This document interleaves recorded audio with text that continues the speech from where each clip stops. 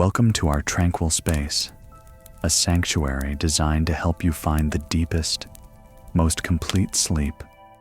All the noise of the household, all the parenting worries, all the chaos of the day just for now. Let them rest outside the door. Now, find a truly comfortable position. Slowly feel each part of your body letting go, releasing the weight of responsibility and gently sinking deeper into the soft mattress. Relax your forehead, unclench your jaw, drop your shoulders, relax your mind. Tonight, we won't use philosophy to correct or to judge. We'll use it to stabilize. You don't need to try to memorize virtues or analyze habits at all. Simply listen.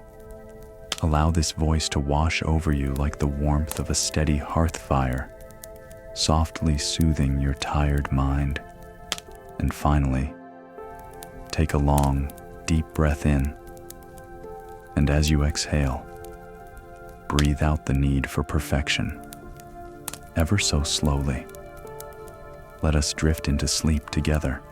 And as your body settles into this quiet peace, let your mind begin a journey away from the confusion of modern life and back to the solid ground of ancient wisdom, alongside the great mentor, Aristotle. In the stillness between each breath, we will walk the path of the good life, discovering that a happy family is built not on luck, but on the gentle, steady rhythm of habits and the warmth of character. Tonight, we will lay a cornerstone together, a stable, loving refuge right inside our own minds. Now, let your body rest and let the journey begin.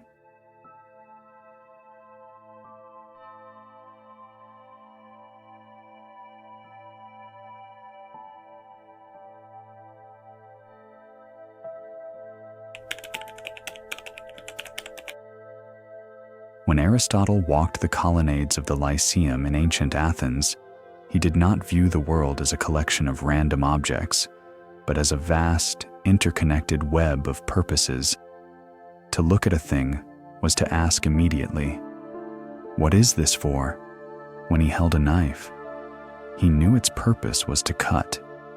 If it cut poorly, it was a bad knife, even if it was made of gold. When he looked at an acorn, he knew its purpose was to become an oak tree. If it rotted in the mud, it had failed its potential. But when the great philosopher turned his gaze toward the human family, the oikos, he asked the most dangerous and necessary question of all. What is the family for? In our modern era, we often struggle to answer this. We assume the purpose of a family is simply emotional comfort, a shared mortgage, or the biological necessity of survival. We view the home as a recharging station where we retreat from the world to consume entertainment and food. But Aristotle rejects this definition as insufficient.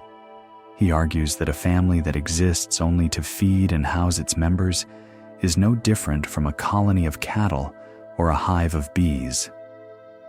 For Aristotle, the telos, the ultimate purpose of the human family is not merely Zoe, biological life, but eudaimonia, the good life. The family is not a shelter for survival. It is a factory for the production of human excellence. To understand why Aristotle viewed the family with such clinical, functional precision, we must look at a historical fact that shaped his entire worldview.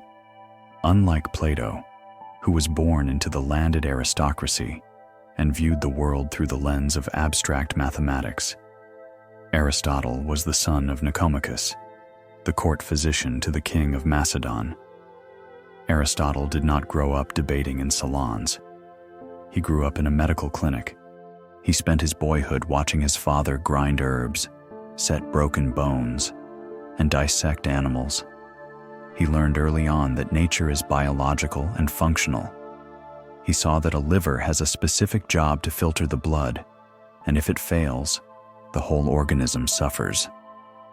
When he later applied this medical gaze to the structure of the family, he diagnosed the household not as a sentimental gathering, but as a vital organ of the state. Just as the heart pumps blood to sustain the body, the family pumps virtue to sustain civilization. If the family fails in its telos, if it produces children who are selfish, lazy, or unjust, it is not just an unhappy family. It is a diseased organ that threatens the health of the entire species. This brings us to the core of the Aristotelian definition of family happiness functionality. A happy family is not necessarily one that is laughing all the time, or one that is wealthy, or one that is free of conflict. A happy family is one that is fulfilling its function. It is a group of people actively helping each other become the best versions of themselves. This sounds abstract, but it is deeply practical. It means that every interaction in the home, from the breakfast table to the bedtime routine, is measured by a single metric. Does this action help us flourish as rational, moral beings? Aristotle illustrates the danger of a family without a telos through a rare and vivid detail found in his Politics. He refers to the mythical Cyclopes, the one-eyed giants from Homer's Odyssey, as the ultimate example of a failed family structure. He notes that the Cyclopes lived in isolated caves, each man ruling over his own wife and children as a tyrant, caring nothing for his neighbors or the community. They had no assemblies, no shared laws, and no common purpose. They were isolated family units that had maximized their freedom but lost their humanity. Aristotle uses this image to warn us a family that turns inward, caring only for its own comfort and disconnected from the broader purpose of virtue, becomes a monster. It becomes a cyclops, powerful, perhaps, but savage and blind to the beauty of the shared good life. So, how do we translate this ancient concept of telos into the modern living room? It requires a radical shift in how we define success. We are conditioned to measure our family's success by external goods, the size of the house, the prestige of the schools the children attend, the luxury of our vacations. Aristotle calls these instrumental goods. They are like the handle of the knife. A knife needs a handle. Yes, but a handle without a blade is useless. The blade of the family is the character of its members. If you are a parent, Aristotle asks you to look at your child not as a pet to be pampered, but as a project of nature that you have been entrusted to complete. Nature provides the raw material, the flesh and the potential, but the telos of the child is to become a rational, virtuous adult. The family is the kiln where this transformation happens. If the kiln is too cold, neglect, or too hot anger, the clay cracks. The purpose of the family is to provide the perfect temperature for the soul to harden into something durable. This perspective offers a profound relief to the exhausted modern parent. We often feel guilty because we cannot provide our families with endless entertainment or a conflict-free existence. Aristotle whispers to us across the centuries, relax. The goal is not to entertain your children. The goal is to humanize them. If today, amidst the chaos of spilled milk and unfinished homework, you helped your child understand the value of patience, or if you showed them the importance of honesty, you have achieved the telos. You have made the knife cut. You have been a successful family today, regardless of how messy the house looks. However, finding this telos requires intentionality. Aristotle argues that nature does nothing in vain, but humans often do. We drift. We let the days pass in a blur of reactive survival. We wake up. We rush to work. We rush home. We sleep. This is the cyclopean existence surviving, but not flourishing. To unlock the Aristotelian virtue of family, one must stop the machine and ask the question, what is our specific purpose? Perhaps the telos of your specific family is creativity, to be a home where art and messy projects are valued over pristine carpets. Perhaps it is hospitality, to be the house on the street where the door is always open to the lonely. Perhaps it is resilience, to be a unit that faces hardship with stoic calm. Once you define this purpose, the happiness of the family shifts from a fleeting emotion to a steady sense of direction. You are no longer just floating, you are sailing. Aristotle teaches us that eudaimonia is not a state of being, it is an activity. You cannot have a happy family, you can only do a happy family. It is a verb. It is the active daily pursuit of the best things. It is the difference between a ship sitting in the harbor safe, but rotting, and a ship cutting through the waves toward a destination. The ship at sea faces storms. Yes, it creaks and groans, but it is happy, in the Aristotelian sense, because it is doing what it was designed to do. As you lie in the dark, consider the design of your own household.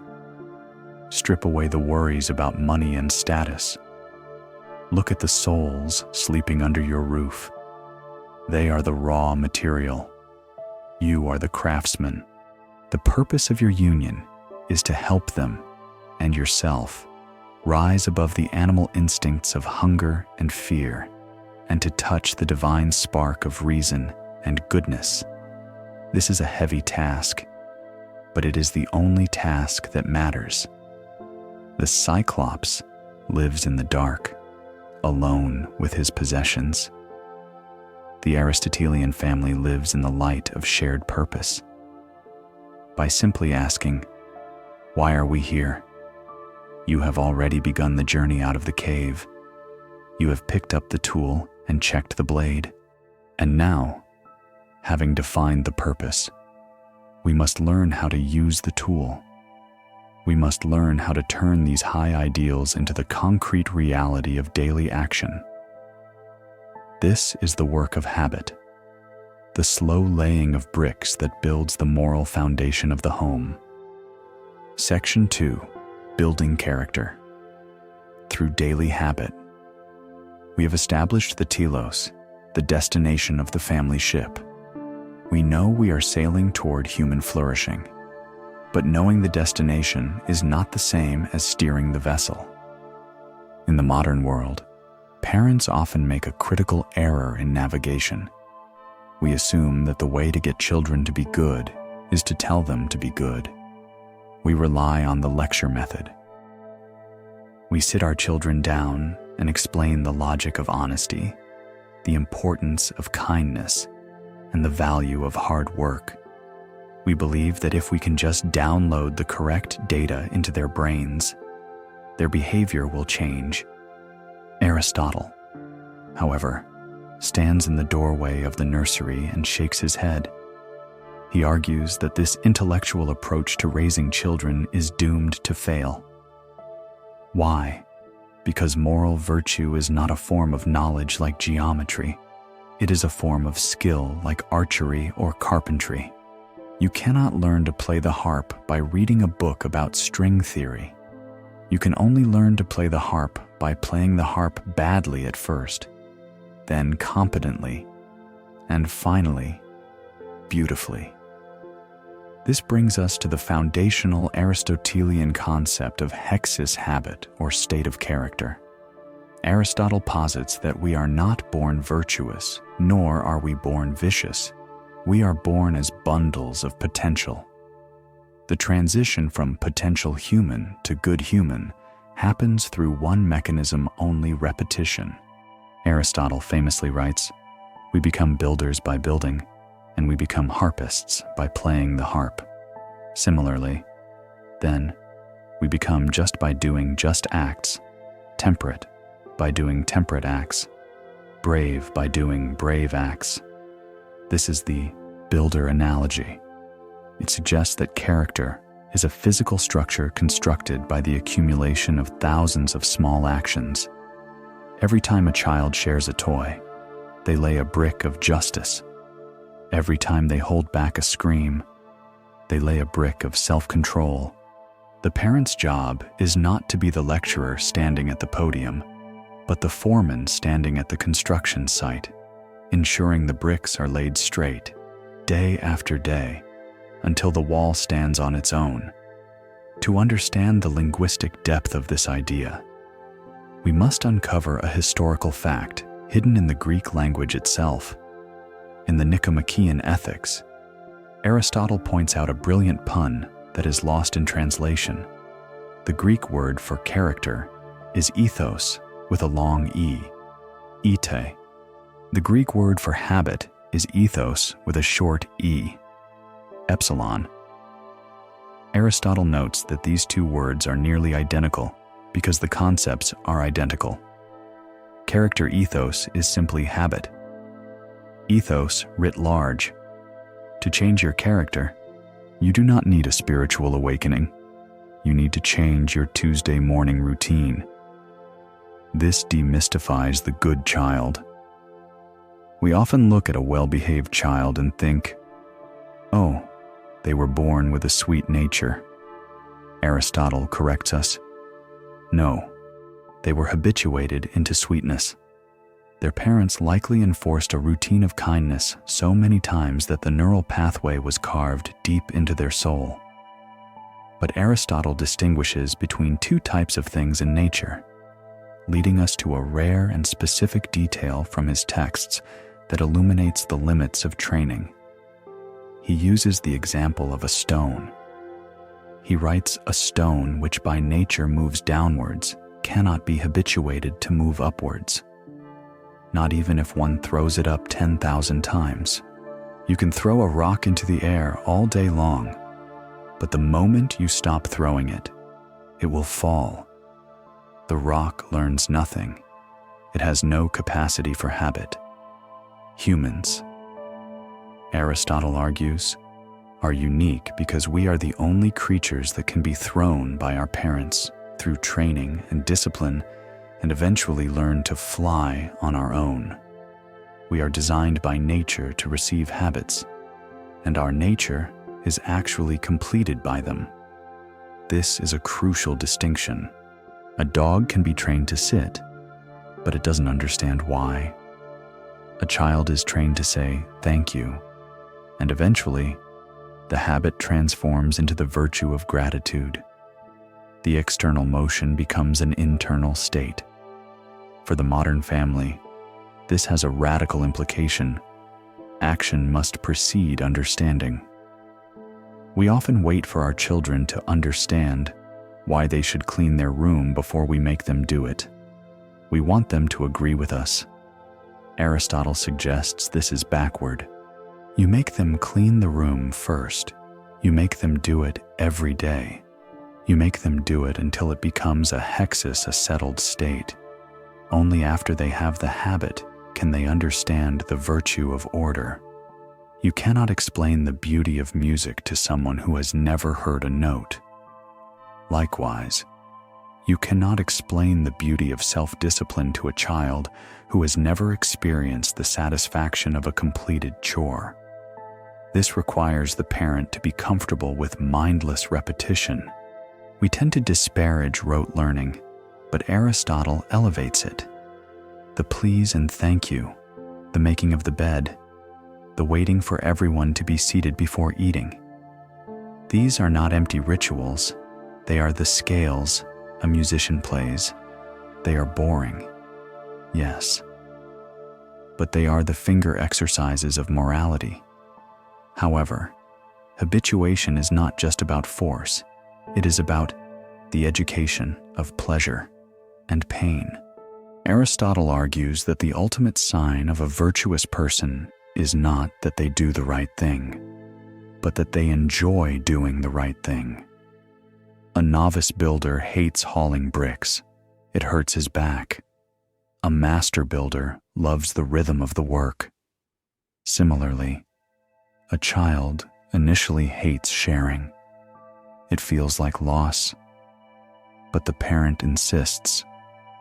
Over time, if the parent praises the sharing and creates a positive association, the child begins to feel a warm glow when they share. The pain transforms into pleasure. Aristotle warns that if we do not train the child's taste buds to enjoy virtue, we fail. If a child does the right thing but hates it, they are not virtuous. They are merely continent, controlling themselves. The goal is for them to become temperate, desiring the right thing. So, how do we apply the builder principle tonight? Aristotle advises us to audit the repetitive drills of our home. What are the things you do every single day? These are the chisels sculpting your family's soul. If your daily routine involves rushing, yelling, and staring at separate screens, you are habituating anxiety and isolation. You are throwing the stone downward. To build virtue, pick one small physical action, a micro-habit, and enforce it with the rigidity of gravity. Perhaps it is the rule that no one eats until the cook sits down. At first, the children will complain. It will be annoying. You will want to give a lecture about respect. Don't. Just enforce the delay. Do it tomorrow. Do it for a month. Eventually, the complaint will vanish. The pause before eating will become just what we do. And in that silence, a brick of gratitude is laid. The child learns, physically, that their hunger is not the center of the universe. They learn to acknowledge the labor of the provider. All of this happens without a single lecture. Aristotle's wisdom relieves us of the need to be brilliant orators. You do not need to be a philosopher king to raise good children. You just need to be a stubborn architect of routine. You need to value the boring, repetitive stroke of the brush. As you drift toward sleep, imagine the neural pathways in your brain and your children's brains. They are like paths in a forest. Every time you repeat an action, the grass is trampled down and the path becomes clearer. Every time you allow a bad habit, a different path is cleared. You are the path maker. You do not need to chop down the forest in a day. You just need to walk the right path again, and again, and again. Moral excellence comes about as a result of habit. Let the lecture end. Let the practice begin. The stone is in your hand. Throw it upward, gently, until it learns to fly. Section 3. The golden mean of parenting. We have laid the bricks of habit and set the compass toward the telos of flourishing. Now, we must learn how to steer the ship. Parenting is often described as a balancing act, but usually, we imagine this balance as a static state standing on one leg without falling. Aristotle, however, introduces a more dynamic and forgiving concept. He offers us the doctrine of the mean misotes. He argues that for every virtue, there are two corresponding vices, one of excess too much and one of deficiency too little.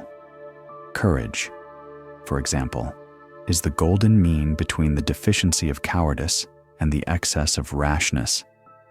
When we apply this to the family, we solve the oldest debate in parenting. Should we be strict or should we be gentle? Aristotle answers neither and both. The virtuous parent is not the one who adheres to a rigid ideology of tough love or gentle parenting.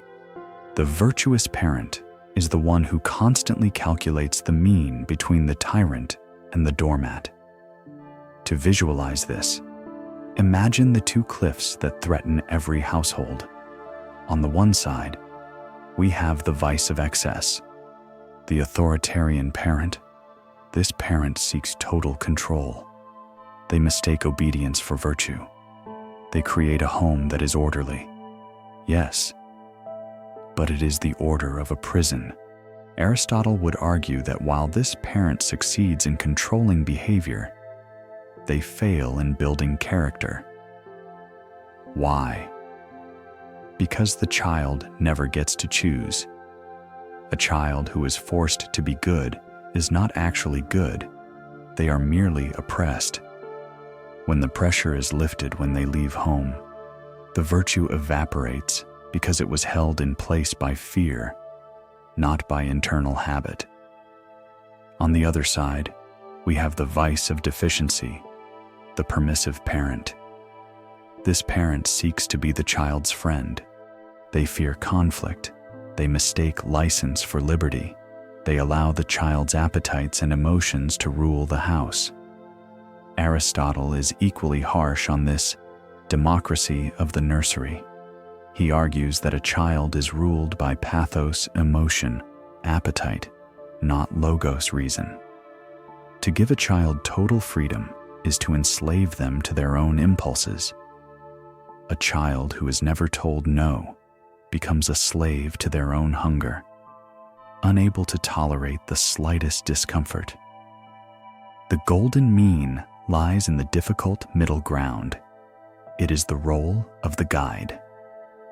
The guide does not carry the traveler permissiveness, nor does the guide drag the traveler in chains.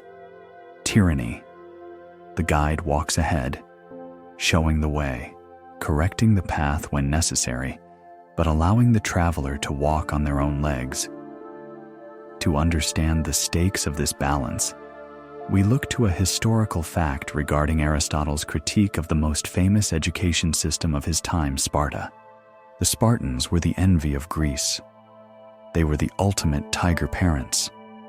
They took boys at age 7 and subjected them to brutal discipline, hunger, and physical pain to create perfect soldiers. They were the embodiment of the excess of rigor. Aristotle, however, was one of the few thinkers who dared to criticize Sparta. He observed that while the Spartans were magnificent in war, they were catastrophic in peace. They were beast-like because they had been trained only in hardness. They had no capacity for leisure, conversation, or gentleness. Their souls were warped. Aristotle used the Spartans as a warning to fathers. If you crush the tenderness out of your son in the name of discipline, you produce a wolf, not a citizen. You have missed the mark. But here is where the philosophy becomes a practical tool for the modern parent. Aristotle introduces a rare and ingenious detail known as the bent stick method, or the cure of the warped wood. He writes in the Nicomachean Ethics, "We must drag ourselves away to the contrary extreme, for we shall get into the intermediate state by drawing well away from error, as people do in straightening sticks that are bent. Imagine a piece of wood that is warped to the left. To straighten it, you do not bend it to the middle. You bend it all the way to the right, past the center point. You overcorrect to achieve balance." Aristotle suggests that parenting is the art of reading the warp of your specific child. The mean is not a mathematical average.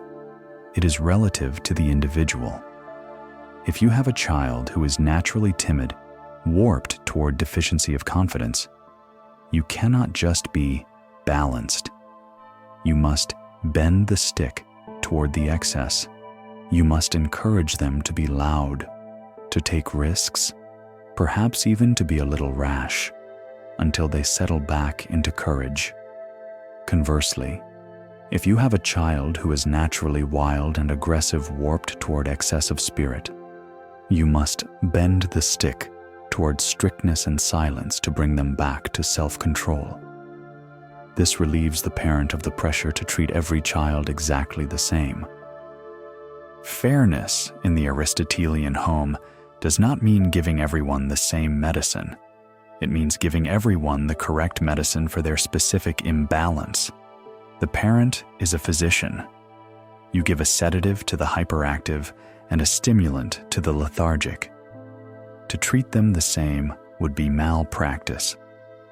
This theory also applies to the parents themselves. Aristotle asks us to know our own warp. Are you naturally prone to anger?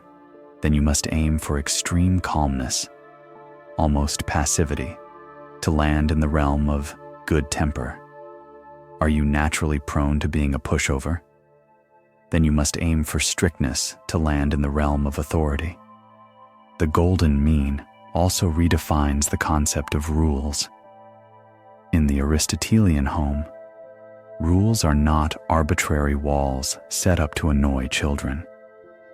They are trellises set up to help the plant grow straight. A vine without a trellis crawls in the mud. A vine with a trellis climbs toward the sun. But the trellis must be adjusted as the vine grows. For the toddler, the trellis is tight, strict boundaries on safety and sleep. For the teenager, the trellis must be wider, more freedom to choose and fail. The excess parent refuses to widen the trellis, strangling the plant. The deficiency parent removes the trellis too soon, letting the plant collapse. The virtuous parent adjusts the structure to match the growing capacity of the child's reason. As you reflect on this, consider the conflicts in your home today. Were they caused because you were too tight or too loose? Did you crush the spirit, or did you neglect the duty to guide? Aristotle admits that hitting the mean is hard. It is easy to miss the mark. He says, there are 1,000 ways to be wrong, and only one way to be right. But he offers comfort. We are not aiming for perfection in every single moment. We are aiming for a trajectory. If you yelled too much today, excess, do not despair. Tomorrow, aim for silence. You are bending the stick back. The family is a living system that is constantly self-correcting. The mean is not a tightrope you fall off of. It is a wide road. As long as you stay on the road, correcting your course when you drift to the shoulder, you are moving toward eudaimonia. The danger is only in the extremes in deciding that I will never say no or I will never say yes. Those are the cliffs. Stay in the valley. Stay in the difficult, messy, thoughtful middle. That is where the grass grows. That is where the human soul flourishes. Virtue is a state of character concerned with choice, lying in a mean I, the mean relative to us, this being determined by a rational principle, relative to us, relative to your child. Look at the wood in your hands, feel its curve, and apply the gentle pressure needed to make it straight. Section 4. The 3 levels of marriage friendship. We have steered the ship of parenting through the straits of the golden mean, but the captain of this ship is not a single person. In the Aristotelian oikos, it is or should be a partnership. If the parents are fighting for the wheel, or if they are sailing in different directions, the ship spins in circles. We must now turn our analytical gaze to the engine room of the family, the marriage. In the modern world, we tend to view marriage through the lens of romance. We ask, is the spark still there? We worry about passion. Aristotle, however, views marriage through the lens of Philia friendship. For Aristotle, friendship is not just a nice bonus to life, it is the structural steel of society. In books 8 and 9 of the Nicomachean Ethics, he provides a diagnostic tool that is terrifyingly accurate for assessing the health of a modern marriage. He argues that there are 3 distinct levels of friendship, arranged in a hierarchy of stability. The first and lowest level is friendship of utility. This is a relationship based on mutual benefit. I love you because you are useful to me. This is the friendship between business partners or teammates. In the context of a marriage, this looks like a co-parenting contract. One person earns the money, the other manages the house. One drives the kids to soccer, the other cooks. As long as both parties fulfill their contractual duties, the relationship functions. It is efficient. But Aristotle warns that this friendship is fragile. Why? Because needs change. If one partner loses their job or becomes sick and can no longer be useful, the basis of the affection dissolves. A marriage built solely on utility is not a union of souls. It is a limited liability company. The second level is friendship of pleasure. This is a relationship based on shared enjoyment. I love you because you make me feel good. This is the friendship of young lovers. It is built on physical attraction, wit, shared hobbies, and the dopamine rush of the honeymoon phase. While this is delightful, and Aristotle admits that pleasure is a necessary spice in life, it is also unstable. Why? Because what gives us pleasure changes. Beauty fades, jokes get old, the excitement of the new wears off. If a marriage is anchored only in the fun of the early years, it will capsize when the boredom of middle age arrives. The third and highest level is friendship of virtue teleia philia. This is the summit. I love you not because you are useful, and not because you are fun, but because you are good. In this rare state, you love the partner because you admire their character. You love their courage, their kindness, their integrity. You do not view them as a means to an end utility or a toy for amusement pleasure, but as another self. Aristotle argues that this is the only form of friendship that is permanent. Why? Because unlike beauty or money, character is stable. If you love your wife because she is wise, she will likely be even wiser at age 80. If you love your husband because he is just, that justice will not wrinkle or sag. This brings us to a profound historical fact regarding Aristotle's own life.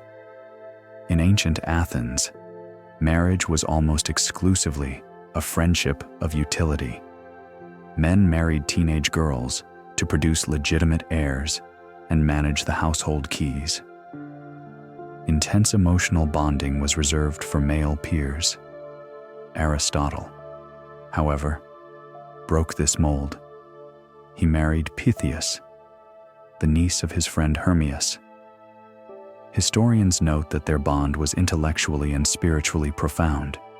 When Pythias died, Aristotle did not just replace her like a broken tool. He instructed in his will that, upon his own death, his bones should be mixed with hers in the same urn. This request defies the standard utility view of Greek marriage. It speaks of a fusion of souls that transcends even the utility of the body.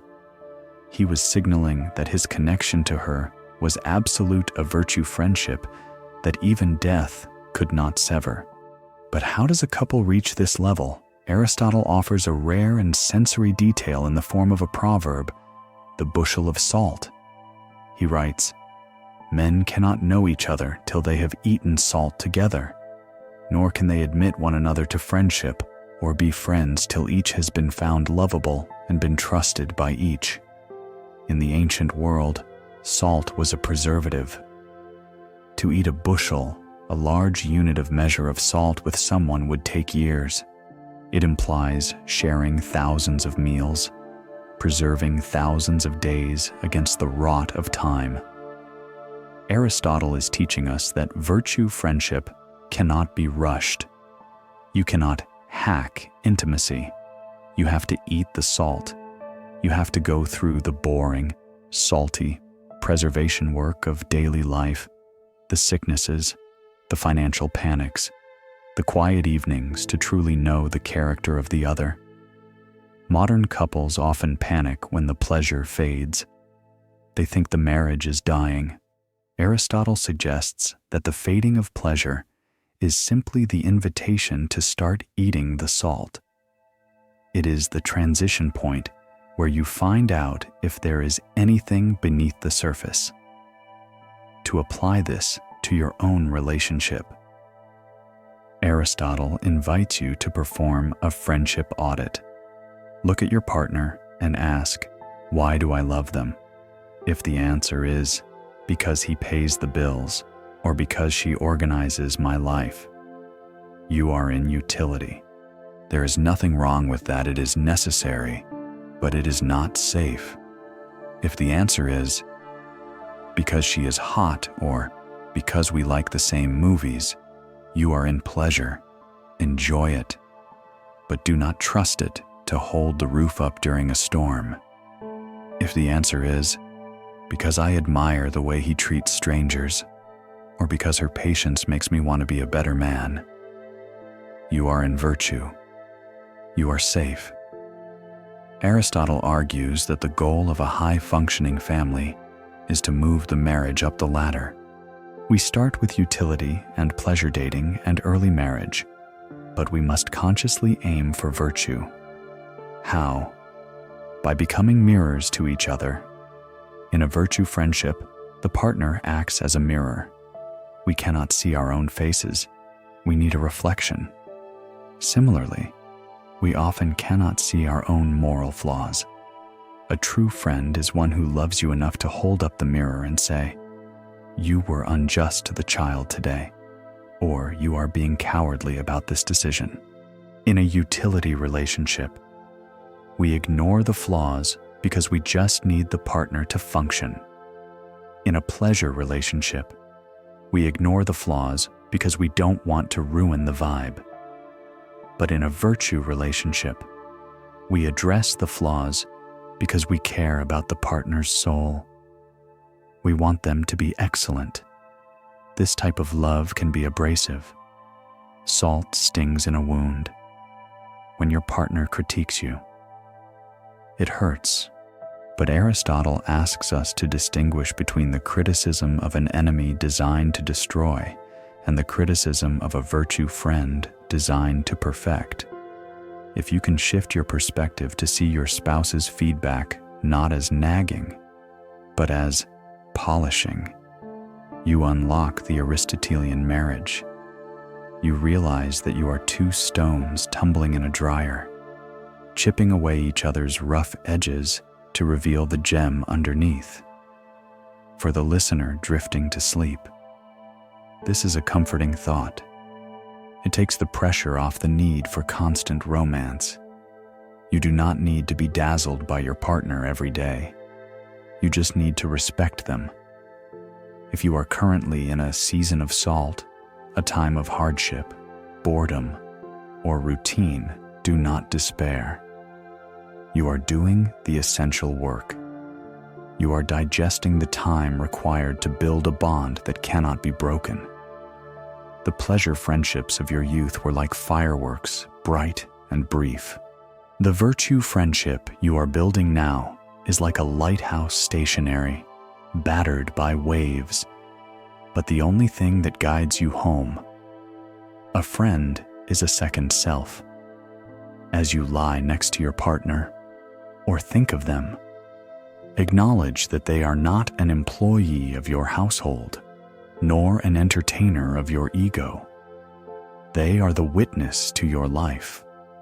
They are the other half of the soul's equation.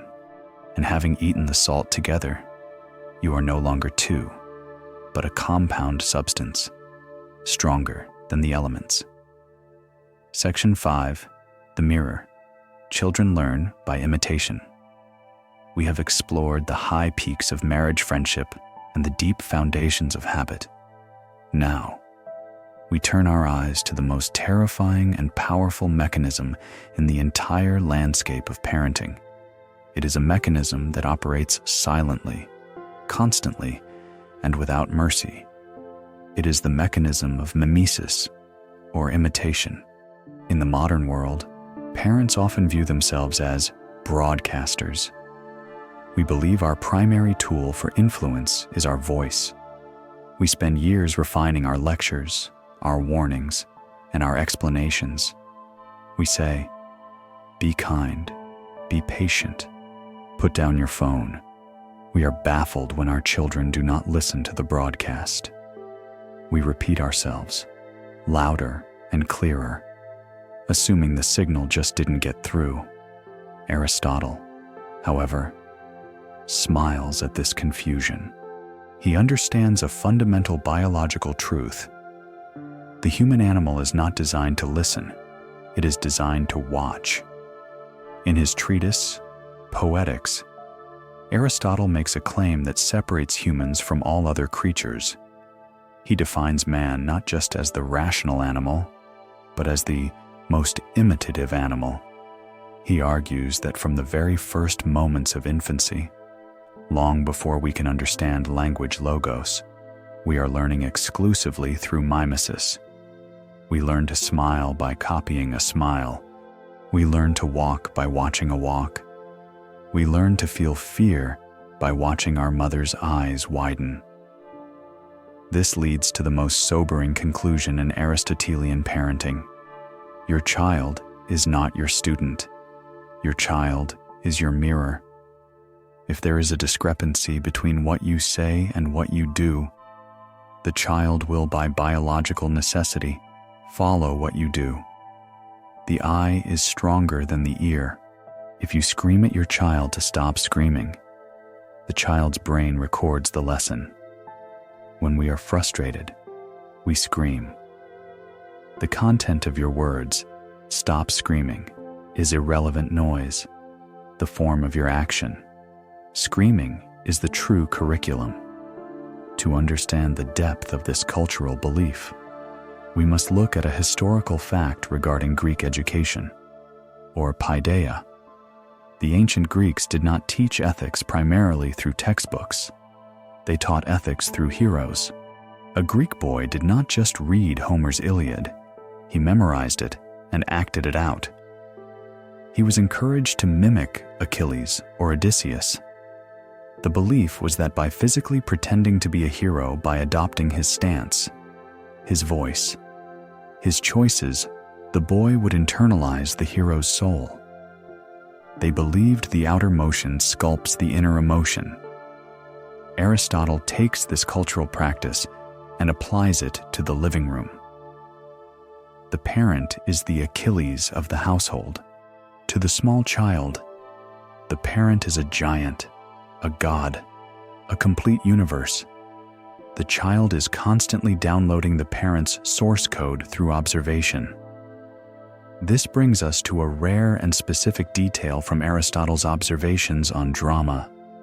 Aristotle argued that we feel a unique pleasure when we see a perfect imitation of reality on stage.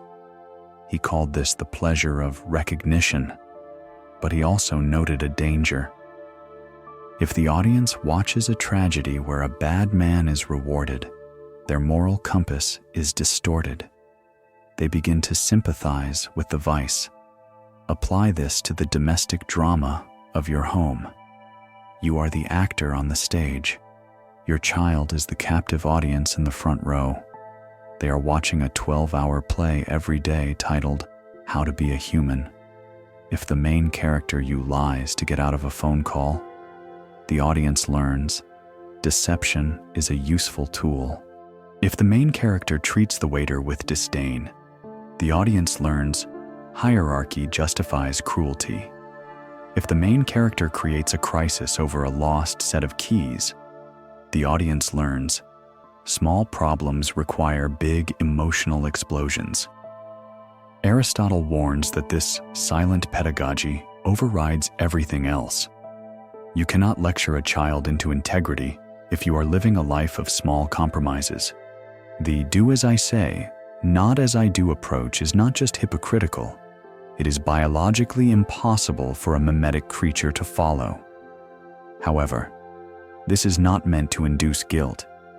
It is meant to induce simplicity. It actually makes parenting easier. It means you can stop talking so much. You can stop worrying about finding the perfect words to fix your child's behavior. Instead, you can focus entirely on fixing your own behavior, knowing that the child will naturally follow the draft behind you. This leads to the concept of the neural mirror.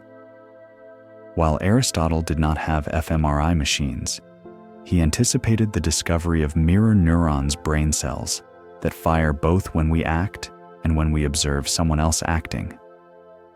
When you take a deep breath to calm yourself, your child's brain rehearses that deep breath. You are literally programming their nervous system with your own. So, how do we apply mimesis to the modern home? Aristotle suggests we must become the archetype. If you want your child to read books, do not tell them to read. Sit on the sofa and read a book in front of them. Let them see you enjoying the silence of the page. If you want your child to apologize when they are wrong, you must apologize to them when you are wrong, and you must do it clearly, without excuses. I was angry, and I spoke rudely. I am sorry. When a child sees a godlike figure, the parent humble themselves, it makes a thunderous impression. It teaches them that repairing a relationship is more important than maintaining power. This also applies to technological mimesis. We constantly tell children to get off their iPads. But what do they see us doing? They see us scrolling at the dinner table. They see us checking emails at the park. We are modeling distraction. If we want them to be present, we must model presence. We must show them what it looks like to leave a phone in another room and look someone in the eye. Aristotle invites us to treat our actions as legislative acts. Every time you act, you are writing a law for the micro-republic of your family. When you eat a vegetable with enjoyment, you pass a law. We respect our bodies. When you gossip about a neighbor, you pass a law. We judge people behind their backs. The question to ask yourself tonight is not, what did I teach my children today? The question is, what did they catch me doing? This shift is empowering. It means that your personal self-improvement is the greatest gift you can give your family. You do not need to be a perfect parent. In fact, Aristotle would argue that a perfect parent who never struggles is a bad model, because the child will inevitably struggle and won't know what to do. The best model is the striving parent, the parent who fails, admits it, and tries again. The parent who shows the effort of virtue. If your child sees you fighting to control your temper, taking a walk, breathing, wrestling with the impulse, they learn the most important lesson of all, that virtue is a struggle, but it is a struggle worth making. They learn the technique of the fight. As you drift towards sleep, visualize a mirror. Your child is standing in front of it, but the reflection in the mirror is you. Clean the mirror. Straighten your posture. Soften your face. Whatever you want to see in that little face, you must first put on your own. Man is the most imitative of creatures, and he learns his first lessons by imitation. Let the lesson be one of peace. Let the lesson be one of gentle strength. Move slowly, speak softly, and trust that the little eyes watching in the shadows are recording a masterpiece. Section 6. Temperance training at the dinner table. We have established that the child learns by watching and that the parents act as the architects of habit. Now, we must identify the specific construction site where the most foundational bricks of character are laid. It is not the classroom, nor the playground. It is the dinner table. In the modern world, We often view dinner as a logistical hurdle. It is a refueling stop between soccer practice and homework. We prioritize nutrition, getting enough protein and vitamins into the biological organism. But Aristotle views the act of eating through a completely different lens. For him, the dinner table is the primary gymnasium for the virtue of temperance sophrosin. Temperance is the ability to govern one's physical appetites, hunger, thirst, and sex with reason. Aristotle argues that without this base-level self-control, no other virtue is possible. A man who cannot say no to a donut cannot say no to a bribe. A child who cannot wait 5 minutes for dinner cannot wait for the rewards of long-term study. The stomach is the first tyrant we must defeat.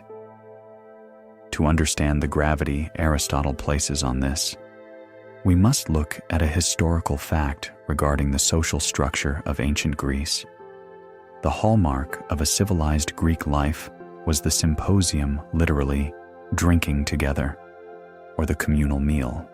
For the Greeks, eating alone, monophagia, was considered shameful, bordering on animalistic. Animals eat alone, they guard their food, they snap at competitors, and they gorge themselves until full. Humans dine. Dining is the act of subordinating the biological urge to eat to the social urge to connect.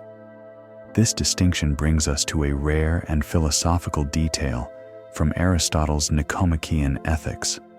In his classification of the senses, Aristotle divides them into distant senses, sight, hearing and contact senses, touch, taste. He argues that the contact senses are the most animalistic because we share them with every beast. A cow cannot admire a sunset sight or enjoy a symphony hearing, but it can enjoy grass taste and the warmth of the sun. Touch. Therefore, Aristotle concludes, the vices related to touch and taste, gluttony, lust, drunkenness, are the most slavish and brutish. When a human being loses control over food, they are sliding down the chain of being, becoming less human and more beast. The dinner table, then, is the daily battleground where we fight to remain human. So, how does the Aristotelian parent use the table to train the soul? It starts with the pause. Imagine a hungry child. Their blood sugar is low. Their instincts are screaming, "Feed me." This is the raw animal nature. If we hand them food immediately, or allow them to grab from the plate the moment they sit down, we are reinforcing the animal instinct. We are teaching them that desire leads instantly to fulfillment. Aristotle suggests we must insert a wedge of reason between the hunger and the bite. This is the ritual of waiting. In the virtuous home, no one eats until everyone is seated. No one eats until the cook, the provider, has taken their first bite. This tiny delay, perhaps only 60 seconds, is a profound moral workout. It forces the child to acknowledge, my hunger is not the most important thing in this room. The community is. In that 60 seconds, the child is practicing sophrosin. They are telling their stomach to shut up so their mind can respect the others. It is a small act of self-denial that builds the muscle for later. Larger acts of sacrifice. Aristotle also emphasizes the concept of distributive justice at the table. Who gets the best piece of meat? Who gets the last potato in a tyrannical home? The strongest the father, or the loudest the demanding child takes it. In a virtuous home, the distribution is reasoned. Perhaps the sick child gets the best piece because they need strength. Perhaps the guest gets it to show honor. Perhaps the mother takes it because she worked the hardest. There is a powerful lesson in teaching a child to look at the last slice of cake and ask, Do I deserve this? Or does someone else, Aristotle calls this, the education of the eye? The child learns to see the needs of others even while their own stomach is rumbling. If they can leave the last slice for their sibling without being told, they have graduated from the school of the table. Furthermore, Aristotle advocates for the supremacy of logos over pathos during the meal. The purpose of dining is not just to fill the belly, but to engage the mind. The conversation should be the main course. The food is merely the accompaniment. This challenges the modern habit of silent eating families sitting around a table, staring at phones or a TV, shoveling food into their mouths. Aristotle would call this a feed, not a meal. If the mind is passive while the jaw is active, we are returning to the animal state. To reclaim the table, the Aristotelian parent acts as the symposiarch, the toastmaster. They direct the conversation. They ask questions that require thought. What was the most difficult choice you made today? What is something beautiful you saw by forcing the brain to work while the body is being fed? We assert the dominance of the human over the animal.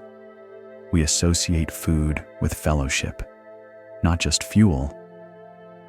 Aristotle also warns against being picky. This is not just about nutrition. It is about fortitude. A child who refuses to eat anything but white pasta is a child who is enslaved by their own sensory pleasure.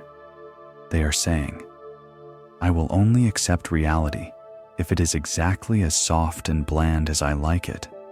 This is a dangerous fragility. The Aristotelian parent encourages the child to eat the bitter greens, not because they are healthy, but because they are bitter.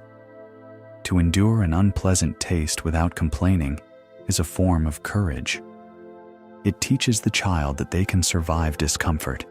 It expands their palette of reality.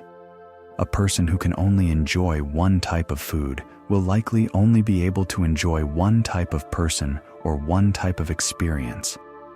A person with a broad palate is robust. They can find sustenance anywhere. As you reflect on your own family dinners, do not see the chaos of spilled cups and refusal to eat broccoli as a nuisance. See it as the curriculum. Every time you insist that the family sits together, you are building civilization. Every time you insist that the phone is put away, you are defending humanity. Aristotle invites us to view the table as an altar.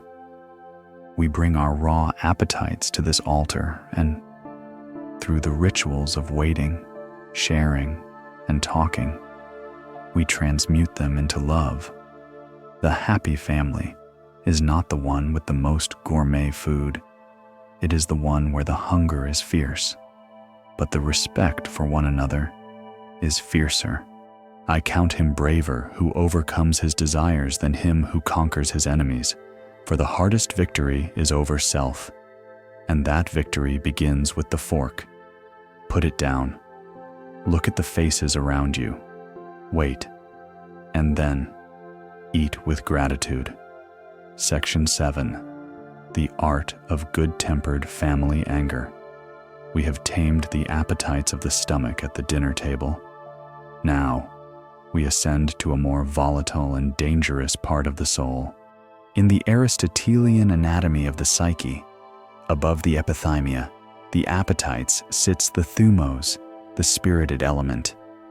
This is the seat of emotion, courage, and, most explosively, anger.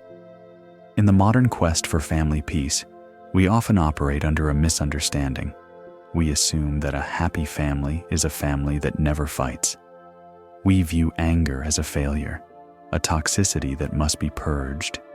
We think the virtuous parent is the one who is permanently zen, never raising their voice, always smiling through the chaos. Aristotle, however, rejects this pacificism. He argues that the total absence of anger is not a virtue. it is a vice. He calls it unirascibility or spiritlessness. A parent who never gets angry when their child acts cruelly, or who never feels indignation when injustice occurs in the home, is not patient. They are, in Aristotle's view, slavish. They lack the self-respect to defend what is right. Therefore, the goal of the Aristotelian family is not the elimination of anger, but the education of anger. This brings us to the specific virtue of praeotes, often translated as good temper or mildness. But mildness is too weak a word. Praeotes is the muscular ability to feel anger, but to channel it like a controlled burn rather than a wildfire. To understand the catastrophic stakes of failing this virtue, we must look at a historical fact involving Aristotle's most famous student, Alexander the Great. Aristotle tutored the young prince for years, teaching him logic, biology, and ethics. He tried to instill in him the golden mean, but Alexander possessed a terrifying excess of thumos. Years later, at a banquet in Maracanda, Alexander got into a drunken argument with his best friend and general, Clitus the Black, the very man who had saved Alexander's life in battle. In a flash of uncontrollable rage, Alexander snatched a spear from a guard and drove it through his friend's chest, killing him instantly. The moment the spear left his hand, the anger vanished, replaced by instant, crushing regret. Alexander spent days sobbing in his tent, suicidal with grief. Aristotle uses such examples to warn us anger is temporary madness. The tragedy of Alexander is the tragedy of many families. A split second of excess destroys decades of love. The spear cannot be unthrown. The cruel word cannot be unspoken. So, how does the virtuous parent avoid becoming Alexander? Aristotle offers a rare and rigorous formula found in the Nicomachean Ethics. He defines the virtue of good temper not as a feeling, but as a calculation. He writes, "The man who is angry at the right things and with the right people, and, further, as he ought, when he ought, and as long as he ought, is praised." This is the 5 rights of anger. It transforms anger from an emotional explosion into a surgical procedure. Let us apply this formula to the modern household to diagnose our own family conflicts. First, the right person. This seems obvious, but it is the most common failure in family life. This is the phenomenon of displacement. A father has a terrible day at work. His boss humiliates him. He swallows his anger. Deficiency because he fears being fired. He comes home, carrying this radioactive ball of rage. His child leaves a toy on the stairs. The father explodes at the child. In this scenario, the anger is real, but the target is wrong. The child is merely the safe target for the anger meant for the boss. Aristotle warns that this is a profound injustice. To be virtuous, one must direct the anger only at the source of the offense. If you are angry at the world, do not take it out on the oikos. Second, the right degree. Aristotle asks for proportionality. If a child spills milk clumsiness, the anger should be 0, or perhaps mild annoyance. If a child hits their sibling cruelty, the anger should be higher. The vice of the bad-tempered parent is that they have only one volume maximum. They react to a C- on a report card with the same screaming intensity as they would to a felony. When everything is a crisis, nothing is a crisis. The child eventually becomes deaf to the parent's anger because it lacks calibration. The virtuous parent saves their thunder for the things that truly threaten the soul of the child, like lying or bullying. so that when the thunder finally cracks, the child knows to pay attention. Third, the right time. This is the principle of latency. Aristotle observes that anger boils the blood around the heart. When the blood is boiling, reason, logos, cannot function. Therefore, the right time to discipline a child is almost never during the incident. The virtuous parent says, "I am too angry to speak to you right now. Go to your room. We will discuss this in 1 hour." This delay allows the blood to cool. It separates the punishment from the rage. If you punish a child while you are screaming, the child learns to fear you. If you punish a child while you are calm, the child learns to fear the consequence of their action. That distinction is the difference between a tyrant and a judge. Fourth, the right purpose. Why are you angry? Is it to inflict pain, revenge, or is it to correct behavior reformation? Aristotle argues that the only legitimate purpose for anger in the family is correction.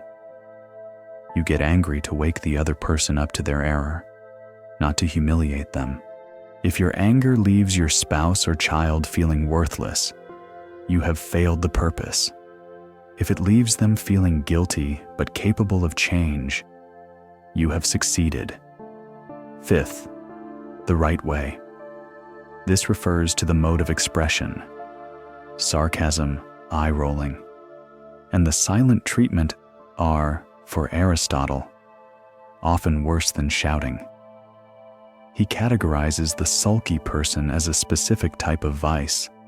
The sulky person holds on to anger for days, letting it ferment into resentment, eating their own heart. As the Greeks said, the virtuous person is open with their anger. They state the grievance clearly. They demand a resolution, and then crucially, they let it go. Aristotle compares healthy anger to vinegar.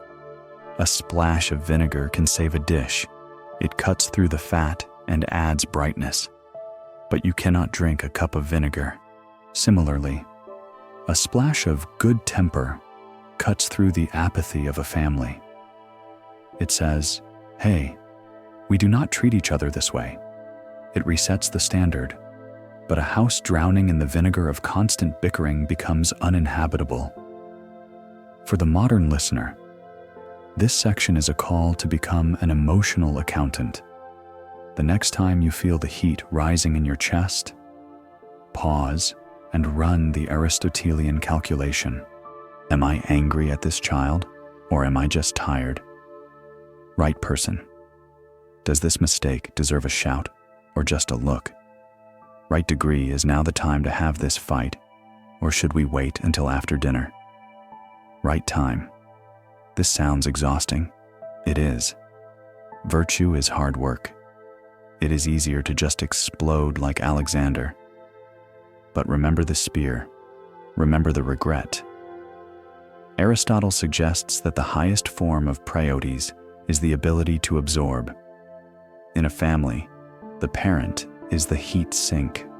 The child, lacking reason, will often throw unjust anger at you. They will scream, "I hate you," because you cut their sandwich wrong. The instinct is to scream back. The Aristotelian parent, possessing a great soul, absorbs this heat. You realize this is not about me. This is a small human learning to handle big emotions. You do not reflect the anger back. You let it die in the cool ocean of your patience.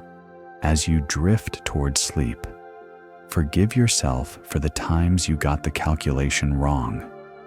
Forgive yourself for the times you were the bad-tempered parent. Virtue is a habit, not a permanent state. You can reset the scale tomorrow. Visualize your anger not as a weapon you carry in your hand, but as a tool locked in a glass case on the wall. It is there if you need it. You are safe because you have it, but you do not need to break the glass tonight. anyone can become angry, that is easy. But to be angry with the right person, to the right degree, at the right time, for the right purpose, and in the right way, this is not easy. Rest in the difficulty of that task. The effort itself is the victory. Section 8. Justice and fairness among siblings. We have established the individual virtues of temperance and good temper. But a family is not a collection of isolated individuals. It is a political unit. And like any political unit, from a tiny village to a vast empire, it faces one constant, destabilizing threat. The cry of, "It's not fair." This cry echoes in every nursery and living room in history. It is the sound of sibling rivalry. In the Aristotelian worldview, the relationship between siblings is the first and most critical experiment in justice dikaiosine. Aristotle argues that if a child cannot learn to treat their brother or sister with justice inside the home, they will never be able to treat their fellow citizens with justice in the city. The nursery is the training ground for the courtroom. However, Aristotle offers a solution to sibling rivalry that contradicts our modern instinct. Today, parents are obsessed with equality. We think that to be fair, we must treat every child exactly the same. If one gets a cookie, the other must get a cookie. If one gets a present, the other must get a present. We try to engineer a perfect mathematical balance to avoid conflict. Aristotle warns that this is a mistake. He distinguishes between two types of equality: arithmetic equality and geometric equality. Arithmetic equality is simple math 1-1. Everyone gets the same size slice of cake, regardless of their hunger or behavior. This is easy, but often unjust.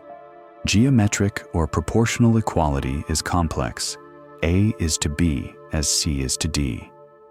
This means that rewards and resources are distributed according to merit and need.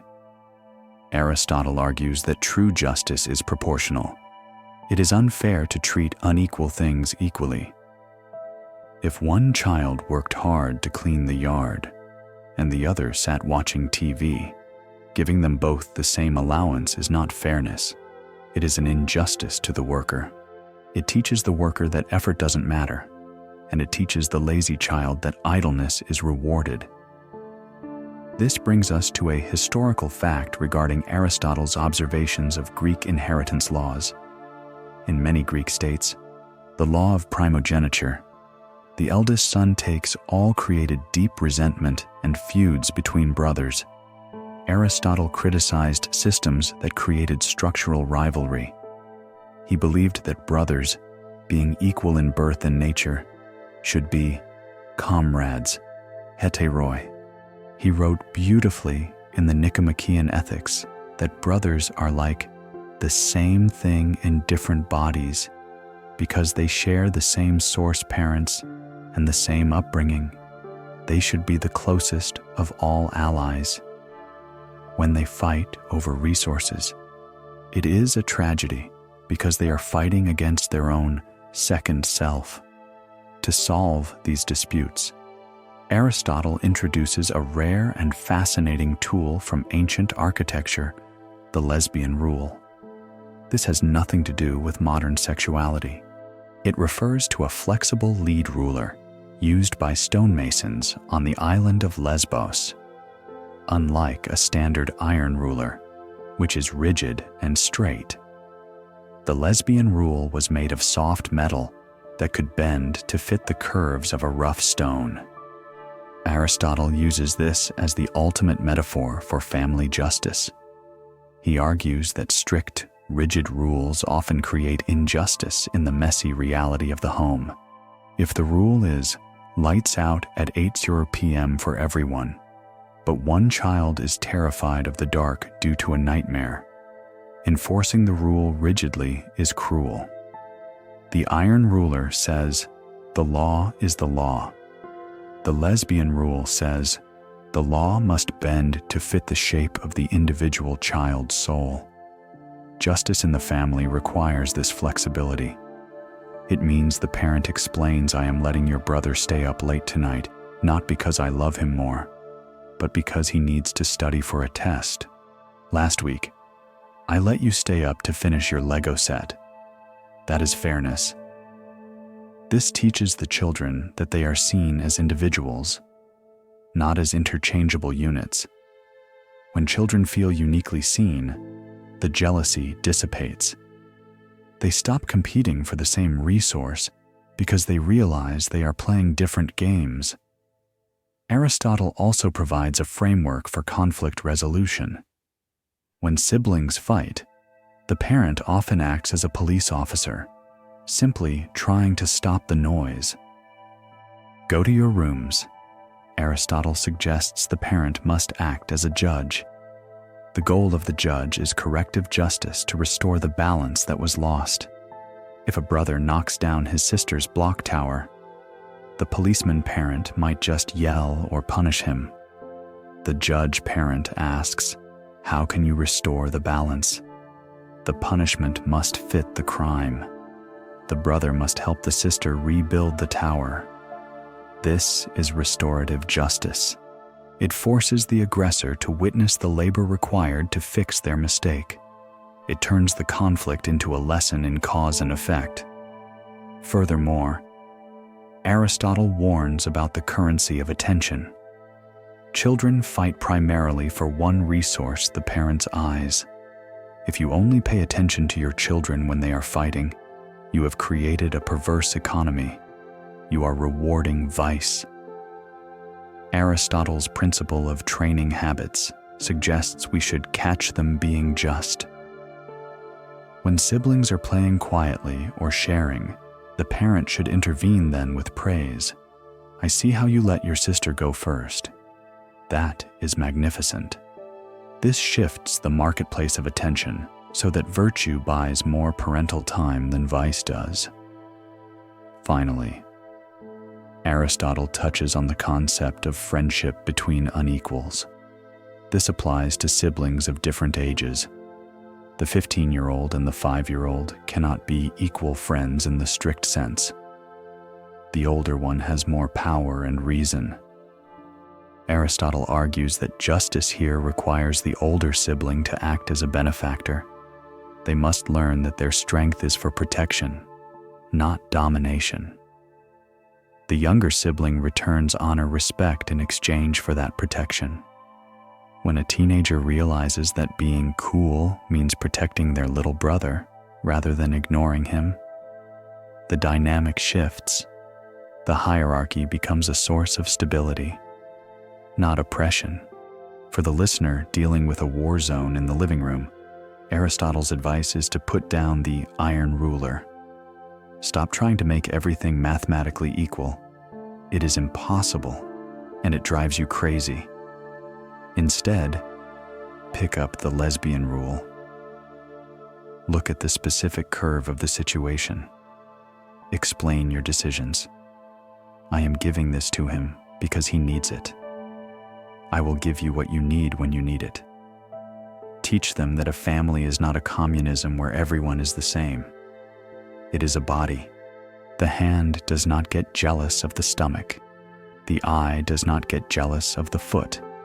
They all receive different things: blood, light, shoes, so that the whole body can flourish. Equality consists in the same treatment of similar persons.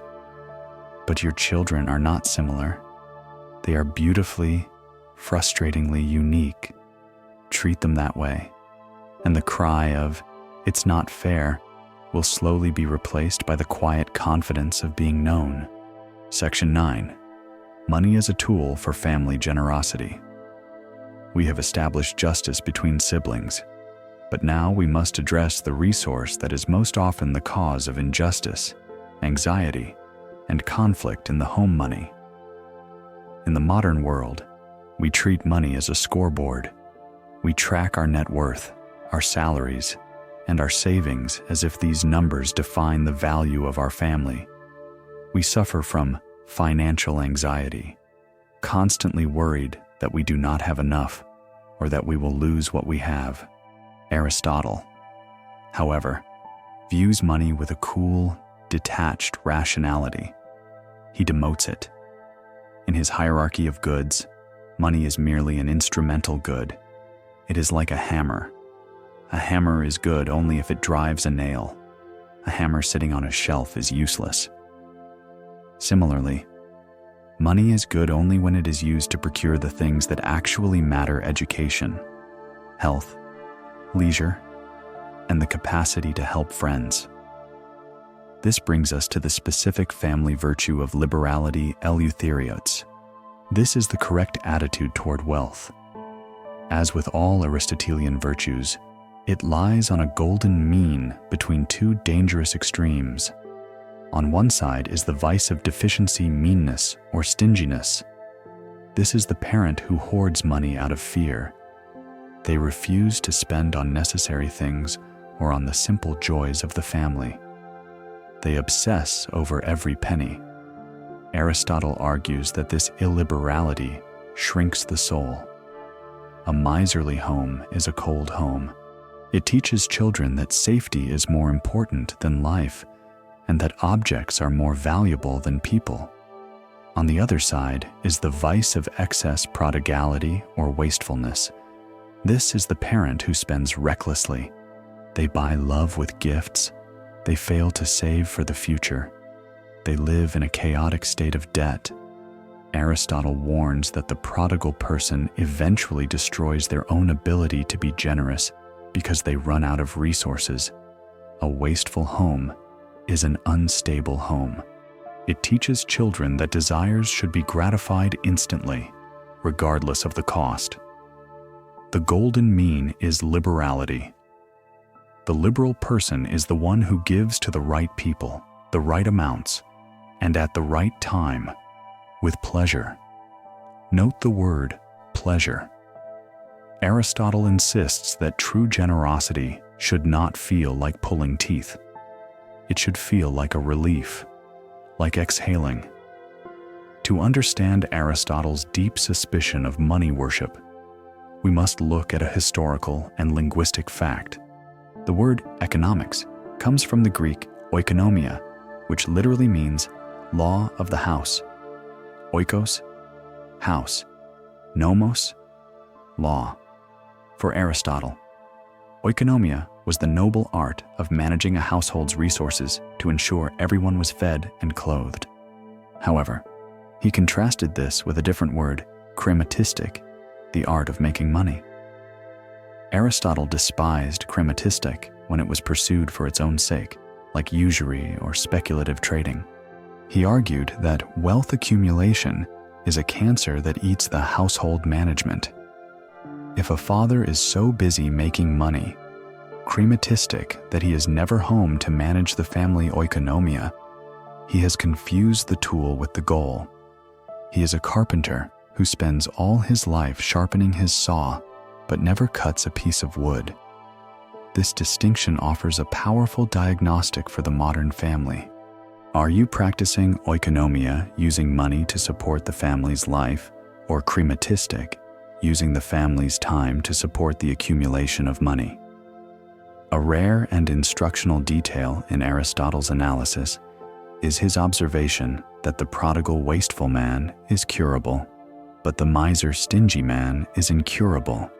He argues that the wasteful person has a good heart they want to share. They enjoy life. They just lack the discipline of calculation. As they get older and run out of money, they can learn to be budget conscious. But the stingy person is driven by fear, and fear tends to grow worse with age. The old miser is the saddest figure in Greek comedy. This warns parents, it is better to raise a child who is a little too generous and needs to be taught math than to raise a child who is obsessed with saving and needs to be taught how to love. So, how do we teach liberality to our children? It starts with the family budget as a moral document. Most parents hide financial discussions from their children. Aristotle would argue this denies them a crucial education. Children should see that money flows through the house, not just into it. Sit down with your children and explain. We are not buying this expensive toy today. Why not because we are poor, but because we are saving that money for our vacation next summer. This teaches the virtue of delayed gratification. It teaches that money is a tool for future happiness, not just present pleasure. Furthermore, the family must practice hospitality. Aristotle viewed the home as a place that should spill over into the community. If you have a nice house but never invite anyone in, you are failing the virtue of liberality.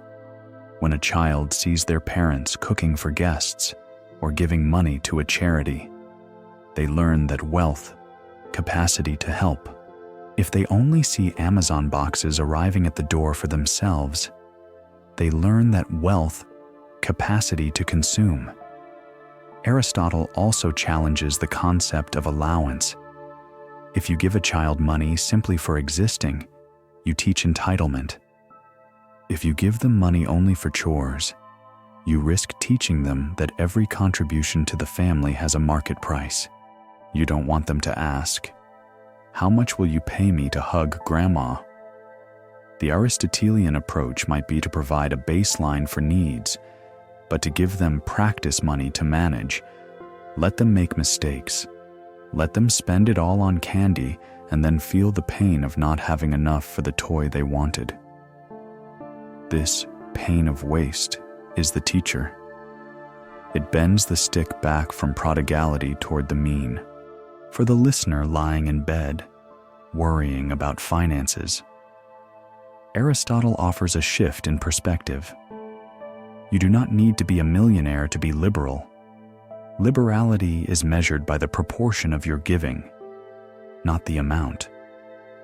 A poor family that shares its soup with a neighbor is more liberal than a billionaire who gives a tiny fraction of his wealth without noticing it. The goal is to be master of your money, not its slave. The slave is afraid to spend miser or unable to stop spending prodigal.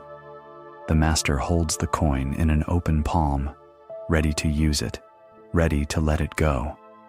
Wealth is evidently not the good we are seeking, for it is merely useful and for the sake of something else. That something else is the laughter in the hallway, the safety of the roof, and the generosity of the spirit. If your money is buying that, you are rich enough.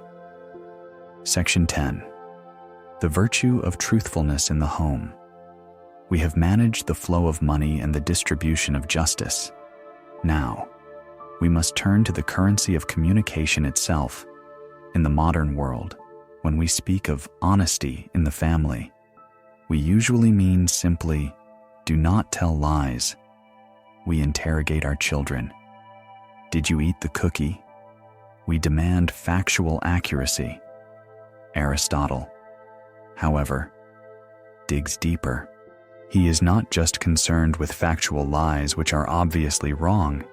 He is concerned with the performance of the self. He introduces the virtue of truthfulness aletheia, which is about authenticity. It is the art of presenting oneself exactly as one is neither bigger nor smaller. In the Aristotelian framework, this virtue sits on a razor's edge between two suffocating vices that plague family life. On one side is boastfulness alazoneia. This is the vice of exaggeration in the family. This manifests as the infallible parent. This parent pretends to know everything. They never admit to being lost, mistaken, or afraid. They project an image of absolute competence. Aristotle warns that the boaster is repulsive because they are essentially an actor. A child cannot connect with an actor. They can only applaud them. If a parent wears the mask of perfection, the child learns that love is conditional on performance. They begin to exaggerate their own achievements, grades, sports, popularity to match the glory of the parent. The house becomes a theater where everyone is playing a role. On the other side is mock modesty, Aristotle. This is the vice of understatement. This is the parent who fishes for compliments. "Oh, I'm such a terrible cook," they say, waiting for the family to rush in and say, "No, you're wonderful." Or the parent who uses sarcasm and self-deprecation as a shield. While Aristotle respected the irony of Socrates in public debate, he implies that in private life, this mock modesty is a form of manipulation. It is exhausting. It forces the family members to constantly reassure the modest person, turning them into emotional caretakers. The golden mean is straightforwardness. The truthful man, Aristotle writes, is one who owns to what he has, and neither more nor less. This brings us to a historical nuance regarding Aristotle's view of truth. In ancient Greece, the concept of aletheia literally means unhiding, aletheia, distinct from the river Lethe, the river of forgetfulness. Truth is not just accurate speech, it is the act of stepping out of the shadows. To bring this into the home, we must confront a rare and psychological detail from Aristotle's classification of liars. He argues that the person who lies for reputation is less bad than the person who lies for money. However, he notes that the boaster usually ends up lying for both. In the family, the parent who boasts, pretends to be perfect, is often doing so to gain the currency of authority. They fear that if they admit a mistake, they will lose control. Aristotle suggests the opposite is true. Authority comes from reality. A leader who admits, "I was wrong, and I don't know the answer," is trusted more than a leader who fakes certainty. So, how do we practice aletheia in the living room? It begins with the removal of the mask. Many of us come home from work and keep our professional mask on. We act competent, busy, and serious. Aristotle invites us to take it off. If you are sad, say "I am sad." Do not say "I am fine," mock modesty, or storm around slamming doors, excess of expression. If you failed at something today, share it. "I made a mistake at work today, and I feel embarrassed." This simple sentence is a revolution. It gives your children permission to be human. It teaches them that failure is not fatal. It shows them that the home is the one place on earth where you do not need to sell yourself. This virtue also applies to how we praise our children. Modern parents often fall into the vice of boastfulness by proxy. We tell our children, "You are the smartest, you are a genius, you are the best soccer player ever." Aristotle would recoil at this. It is not true, and deep down, the child knows it is not true. It creates imposter syndrome. The child feels they must maintain this inflated image, which creates anxiety. The Aristotelian parent uses accurate praise. "You worked very hard on that math problem, and you solved it.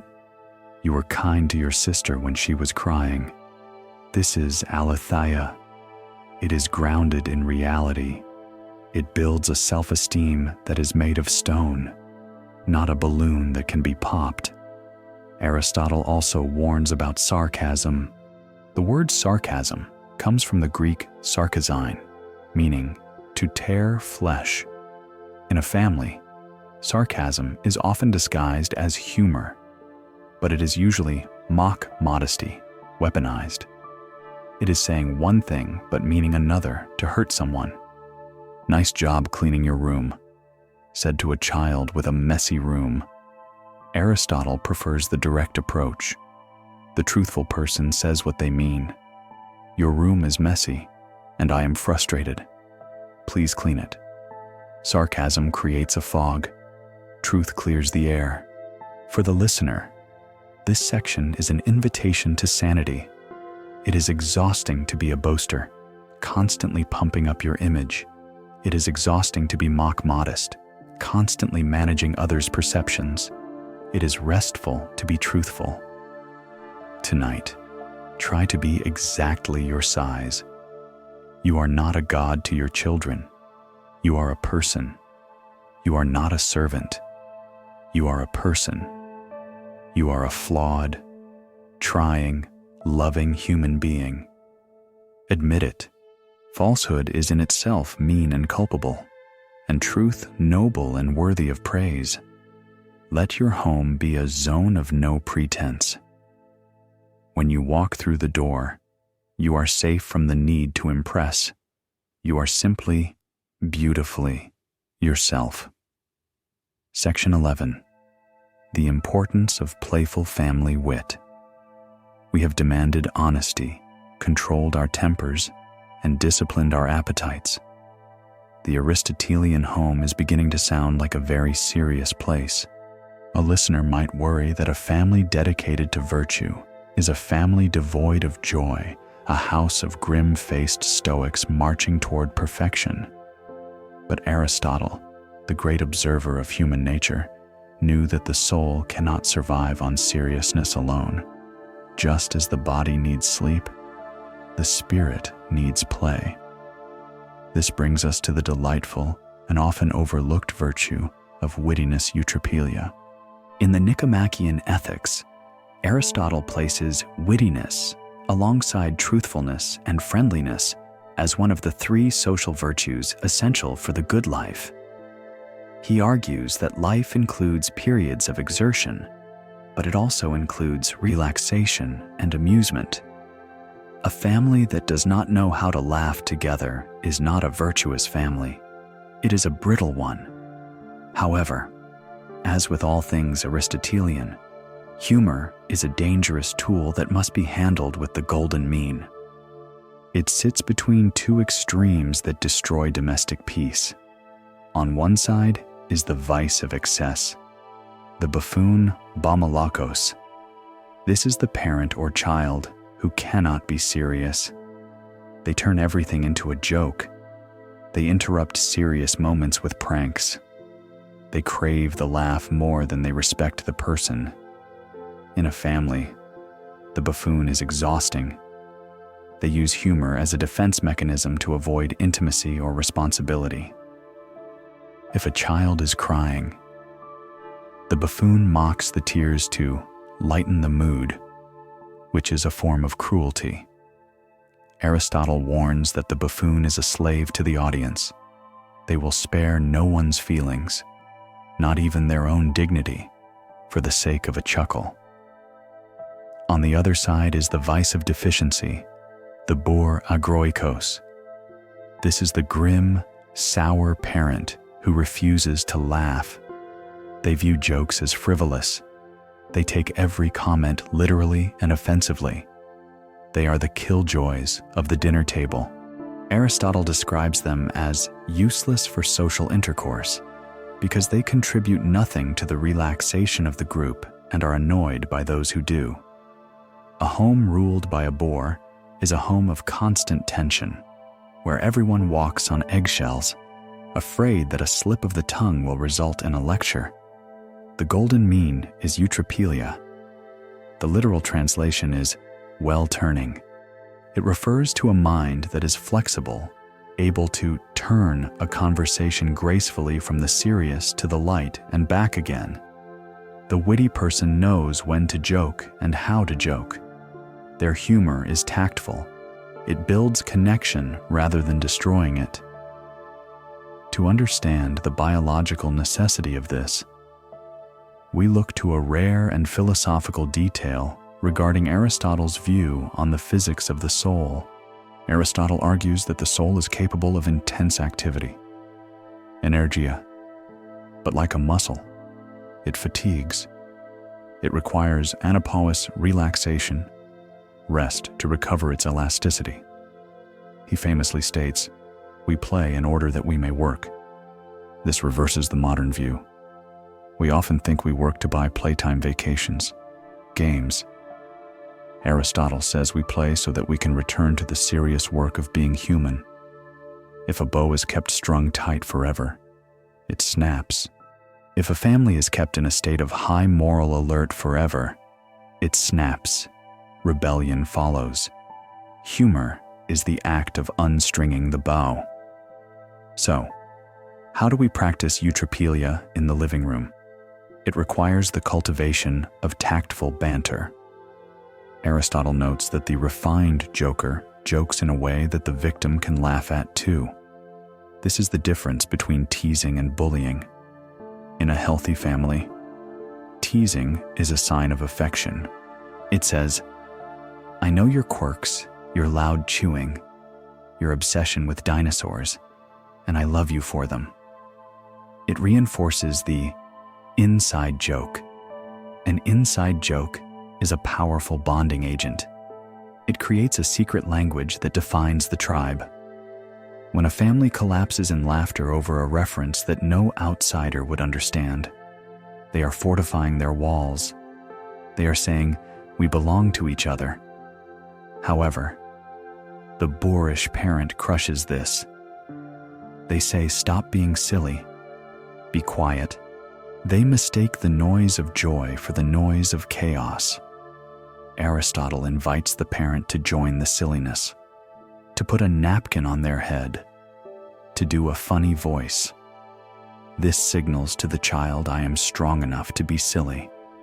My authority is not so fragile that a joke will break it." Aristotle also connects humor to intelligence. The ready-witted person is quick. They see connections others miss, encouraging wit in children puns. Wordplay. Riddles is a form of intellectual training. It sharpens the logos. A dinner table filled with witty banter is a gymnasium for the mind, far superior to a dinner table of silent chewing. But we must heed the warning of the target.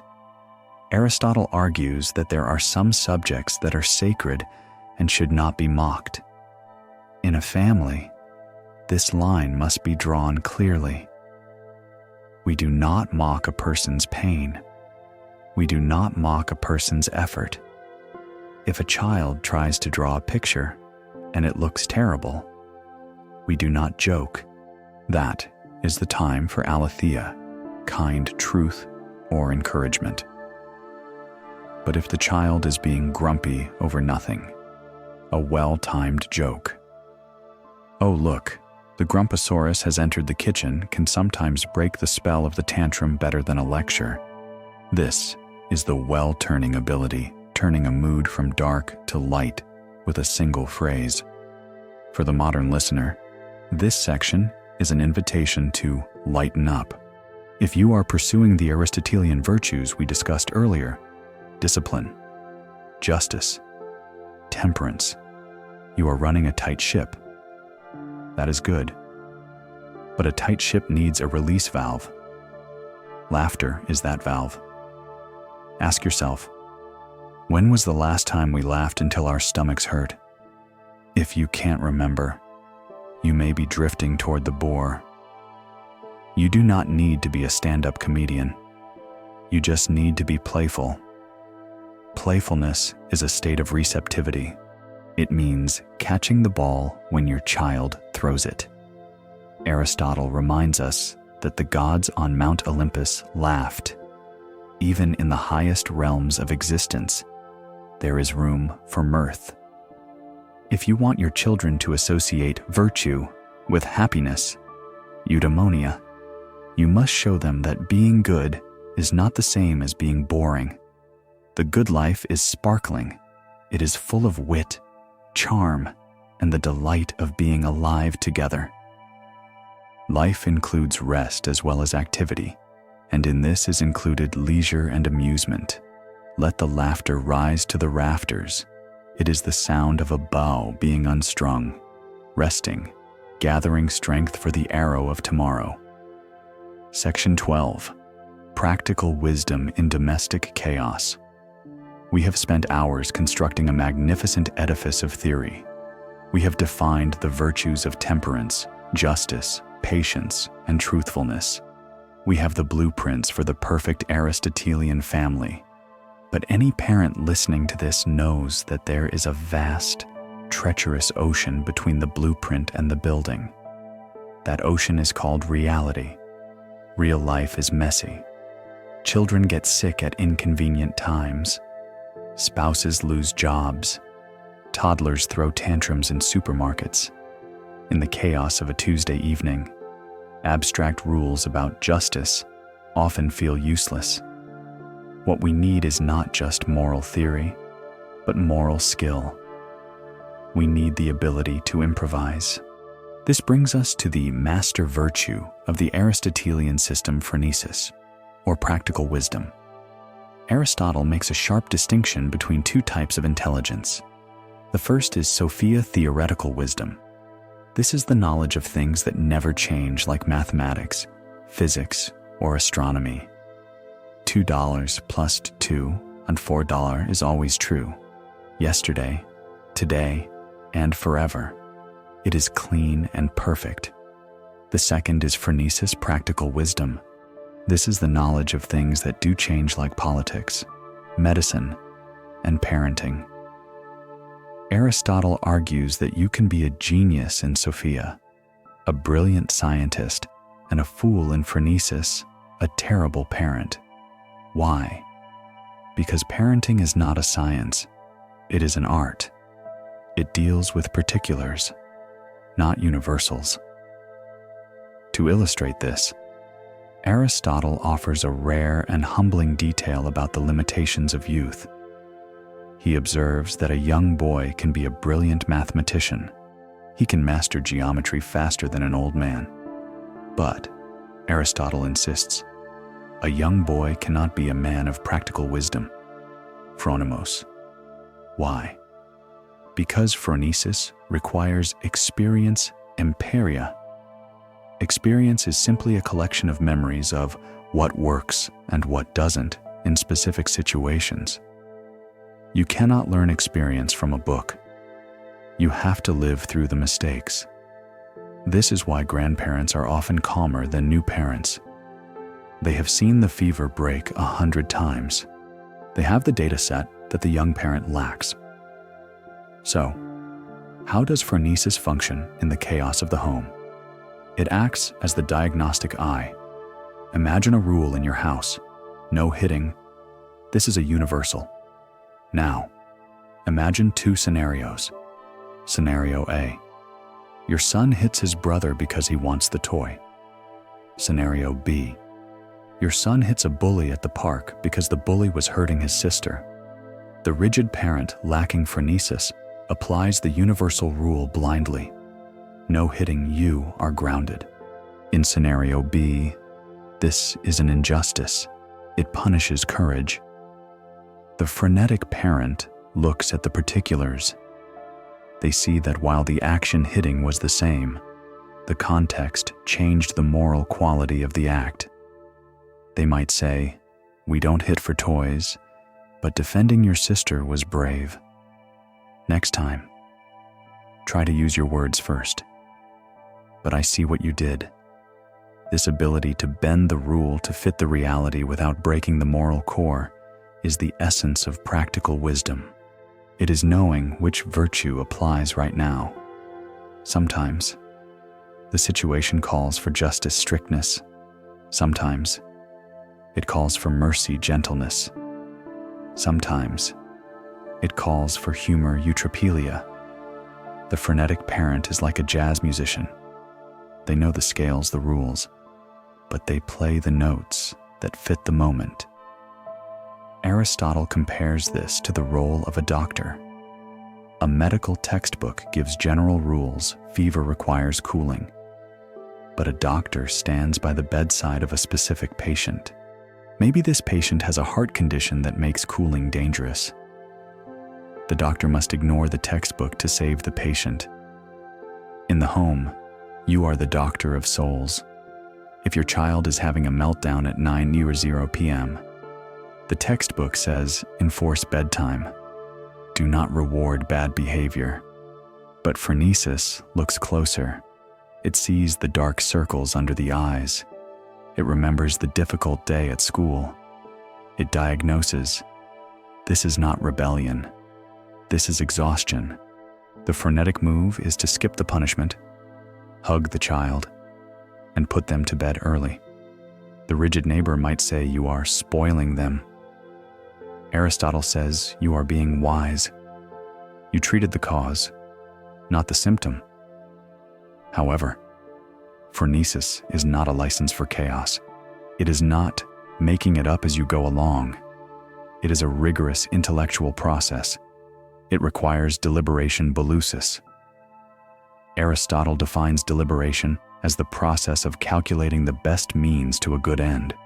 In the heat of a family crisis, say, a teenager is caught lying. The phronetic parent pauses. They run a simulation in their mind. If I yell now, I satisfy my anger, but I lose his trust. If I ignore it, I keep the peace, but I endorse the lie. If I ask him why calmly, I might uncover the fear that caused the lie. This split-second calculation is the hallmark of the wise parent. This section offers a profound relief to the listener who feels overwhelmed by parenting advice. The modern world bombards us with conflicting universals. Always co-sleep, never co-sleep. Always validate feelings, never tolerate disrespect. Aristotle sweeps the books off the table. He tells you, look at the child in front of you. You are the expert on this child. The books do not know your daughter's temperament. The experts do not know your son's history. Only you possess the particulars. Therefore, you are the only one qualified to make the decision. Trust your perception aesthesis. Aristotle argues that the ultimate test of wisdom is not logic, but perception. It is the ability to see the right thing to do, instantaneously. This seeing comes from habit. If you have practiced justice and temperance for years, your gut instinct will likely be right. When you feel a sudden urge to check on a quiet child, do it. That is phronesis. When you feel a sudden urge to relax a rule for a special occasion, do it. That is phronesis. But Aristotle warns of the enemy of wisdom, passion pathos. You cannot practice phronesis when you are drunk, furious, or terrified. Passion distorts the perception of particulars. It makes small insults look like wars. This is why the time out for the parent we discussed earlier is crucial. You step away to let the fog clear so that wisdom can take the wheel again. For the parent lying in the dark, replaying the mistakes of the day. Stop. You made decisions based on the information you had in the chaos of the moment. Aristotle would tell you that the acquisition of wisdom is a slow, painful accumulation of errors. The mistake you made today is the data point that will make you wise tomorrow. You learned what didn't work. That is valuable. That is the young mathematician becoming the old phronimos. Practical wisdom is not scientific knowledge. It is concerned with the ultimate particular fact. The ultimate particular fact is your family, breathing in the next room. They do not need a perfect theory. They need a wise, flexible, seeing human being. And that is what you are becoming. Section 13. Courage protecting the family's values. We have equipped the Aristotelian parent with the sharp eye of practical wisdom phronesis to navigate the chaos of daily life. But seeing the right path is not the same as walking it. Often, the right path is steep, dark, and lonely. To walk, it requires the engine of the soul, the virtue that Aristotle places first in his list, because it is the guardian of all others. Courage Andrea. In the modern imagination, we associate courage with the spectacular. We think of the soldier storming a beach, the firefighter entering a burning building, or the whistleblower exposing corruption. We view it as a high adrenaline event. But Aristotle, writing in a time of constant warfare, makes a startling distinction. He argues that while the courage of the battlefield is noble, there is a quieter, grinding form of courage that is equally vital: the courage of endurance. For the family, this is the essential insight. The courage required to raise a happy family is rarely the courage of the charge. It is the courage of the stand. It is the ability to stand firm in your values when the entire culture is pushing you to move. To understand the nuances of this, we must look at a historical fact regarding the end of Aristotle's own life. In 323 BC, his great student Alexander the Great died. The mood in Athens turned violently anti-Macedonian. Aristotle, being a Macedonian sympathizer, became a target. The mob wanted blood. He faced a choice: stay and fight a rash battle that would likely end in his execution like Socrates, or flee and preserve his work. Aristotle chose to leave. He famously said he would not allow the Athenians to sin twice against philosophy, the first sin being the killing of Socrates. To the rash man, fleeing looks like cowardice. To the courageous man, it was a calculated act of high morality.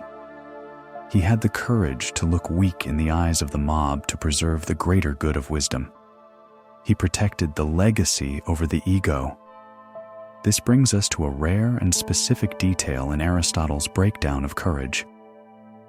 He identifies 5 false courageous things that look like bravery but aren't.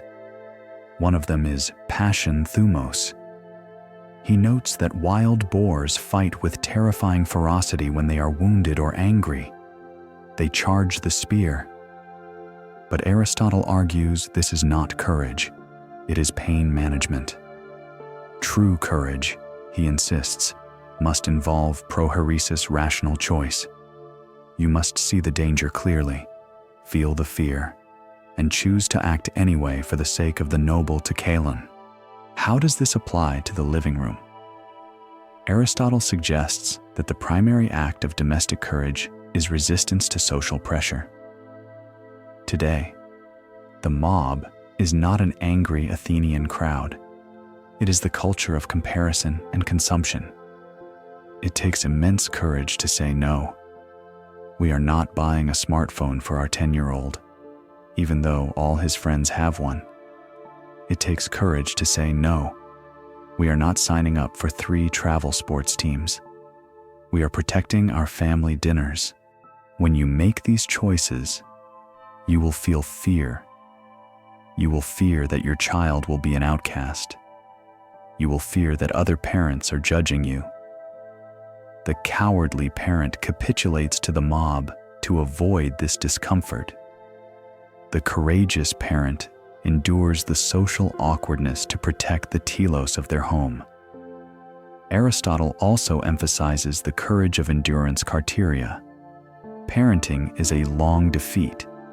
It is a series of sleepless nights, repetitive chores, and worries that never truly end. There is no medal ceremony for walking a crying baby for 3 hours at 2 a.m. Aristotle argues that endurance is actually harder than attack. In an attack, you have adrenaline and the hope of a quick victory. In endurance, you have only your own will. To keep loving a rebellious teenager who is rejecting you requires a courage far greater than fighting a stranger. It requires the courage to keep your heart open when every instinct tells you to close it for protection.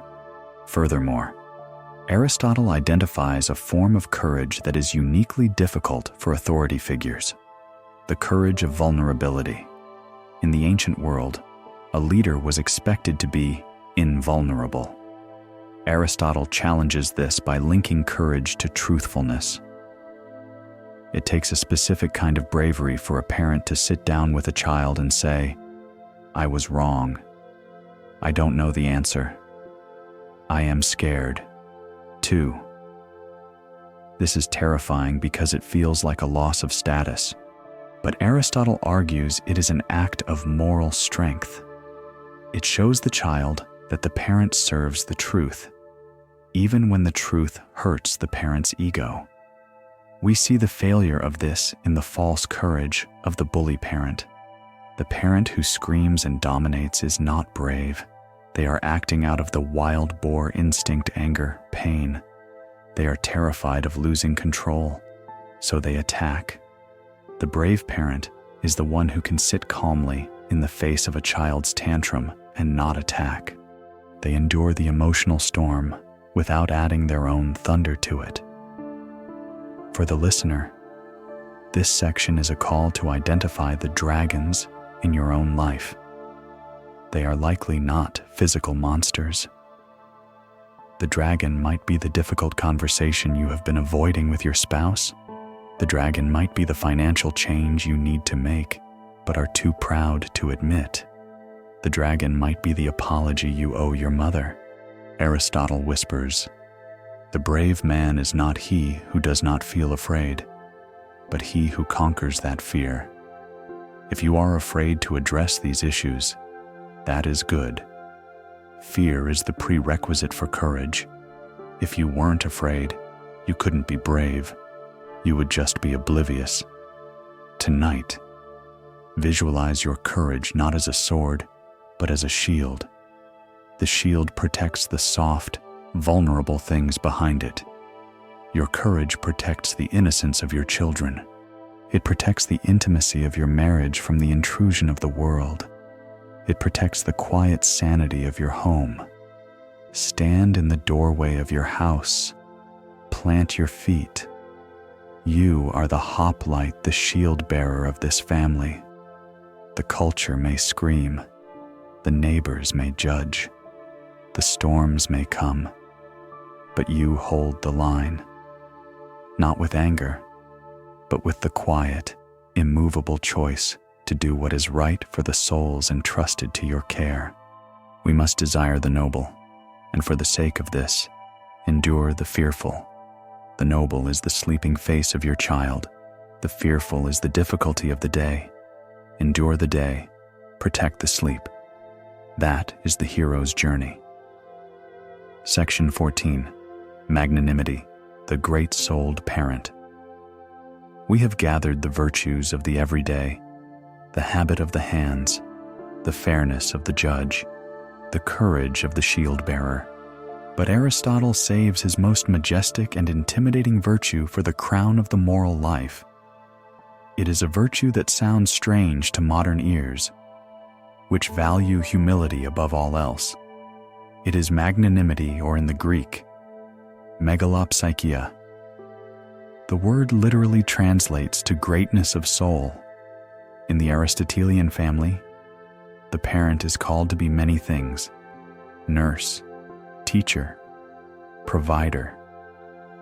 But ultimately, the parent must be the great soul of the house. To understand this, we must visualize the physical architecture of the home. The child is, by definition, a small soul micropsychia, not in value, but in capacity. Their world is tiny. A broken cookie is a tragedy. A lost toy is a crisis. A harsh word is the end of the world. They live in a state of high-frequency vibration, reacting violently to every small stimulus. The danger in family life is resonance.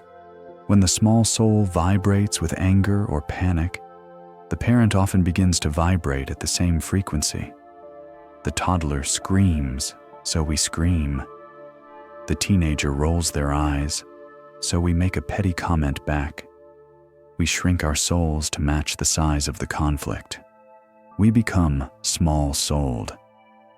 Aristotle argues that the megalopsychos, the great-souled man, refuses to shrink. He operates at a different altitude. He possesses a calm dignity that cannot be easily disturbed because he knows his own worth and the relative unimportance of petty things.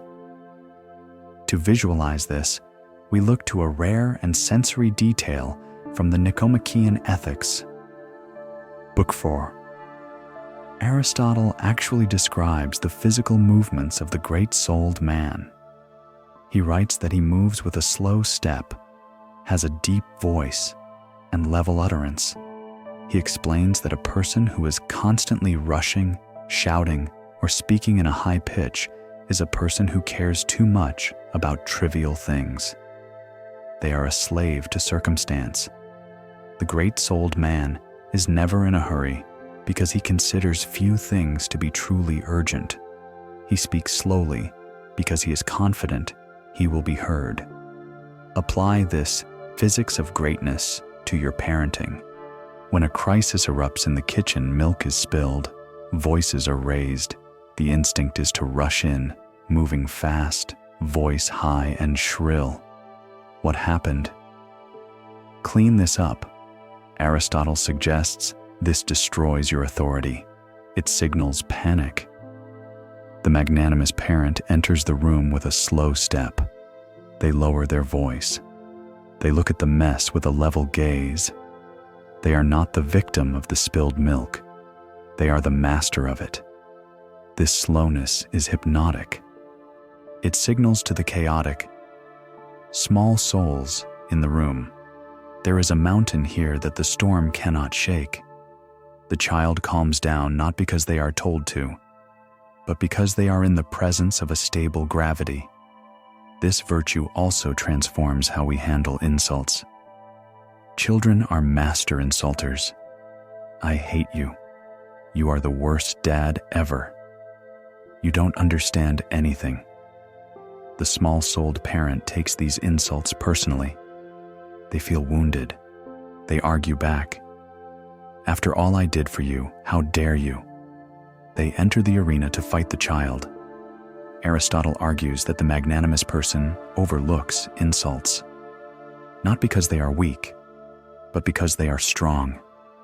Imagine a lion swatted by a fly. Does the lion roar? Does the lion organize a defense strategy? No. The lion barely blinks. The fly is too small to affect the lion's reality. When your child screams, "I hate you," the great-souled response is not to fight, but to realize this is a fly. This is a small human overwhelmed by cortisol. Their words are not a verdict on my character. You overlook it. You treat it with a kind of dignified pity. You say, calmly, "I know you are upset. I am still here. I still love you." This creates a profound safety for the child. They realize that their worst behavior cannot destroy you. You are too big to be broken by a 3-year-old. There is a historical nuance here that separates Aristotle from the Christian tradition that followed. Christian humility often emphasizes thinking less of oneself. Aristotelian magnanimity emphasizes thinking accurately of oneself. Aristotle argues that if a person is worthy of great things like respect and authority, but acts as if they are unworthy, they are not humble. They are small-souled. In the family, this means parents must accept their hierarchy. The modern trend is to try to be equals with our children. We want to be their peers. Aristotle warns that this is a dereliction of duty. Nature made you the giant. To pretend to be a dwarf is confusing to the child. The child needs a giant. They need someone who can reach the high shelf, both physically and morally. When you apologize for having rules, or when you beg your child to listen, you are denying your own greatness. The magnanimous parent accepts the crown. They rule with benevolence, yes, but they rule. They know that their wisdom is superior to the child's impulse, and they are not afraid to enforce it. Furthermore, Aristotle notes that the magnanimous person does not remember wrongs. This is perhaps the hardest discipline for the family. We are hoarders of grievances. We remember the time our spouse was rude in 2015. We remember the time our teenager lied last month. We keep a ledger. Aristotle considers this ledger keeping to be beneath the dignity of a great soul. Why would you carry a bag of garbage around with you? It smells. It weighs you down. The great soul lets the past die. If the apology has been made, the record is expunged. This is not naivety. It is hygiene. If you bring up past fights during a current argument, you are admitting that you are stuck in the past. You are a slave of memory. The magnanimous person lives in the present, dealing only with the reality in front of them. Aristotle also observes that the great-souled person is open in his hate and open in his love. He does not gossip. He does not whisper. He does not flatter people he dislikes. In the home, this kills the toxic triangle of venting. Mother tells daughter how annoying father is. Father tells son how lazy mother is. This is the behavior of small souls hiding in corners. The magnanimous parent speaks directly. If they have a problem with the spouse, they tell the spouse. They model courageous transparency. They teach the family that we do not talk about each other, we talk to each other. Finally, Aristotle connects magnanimity to self-sufficiency autarkia. The great-souled person enjoys the company of others, but they do not need others to validate their existence. Many parents use their children to fill a void in their own souls. We need them to be successful so we look good. We need them to love us so we feel lovable. This is a burden on the child. It asks the small soul to carry the great soul. The magnanimous parent is self-contained. You have your own virtue, your own purpose, telos, your own inner peace. Because you are full, you can pour into your child without demanding they pour back. You can love them freely, not transactionally. For the listener, this section is an invitation to stand up straight. Physically, right now, in your bed. Lengthen your spine. Deepen your breath. You are the monarch of your oikos.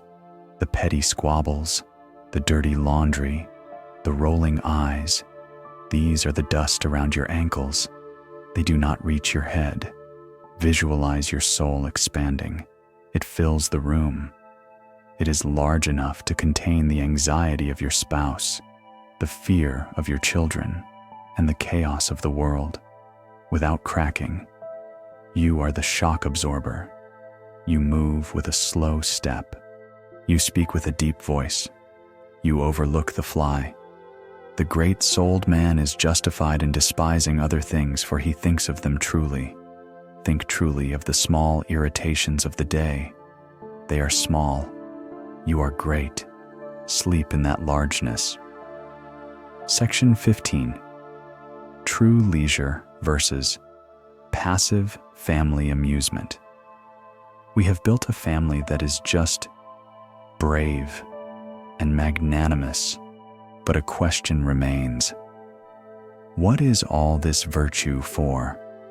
Why do we work so hard to be good? Is the goal of life merely to toil efficiently until we die? Aristotle answers with a concept that is perhaps the most misunderstood in the entire Western canon. He argues that the ultimate goal of all human labor, the peak of the mountain, is leisure. In the modern world, we have corrupted this word.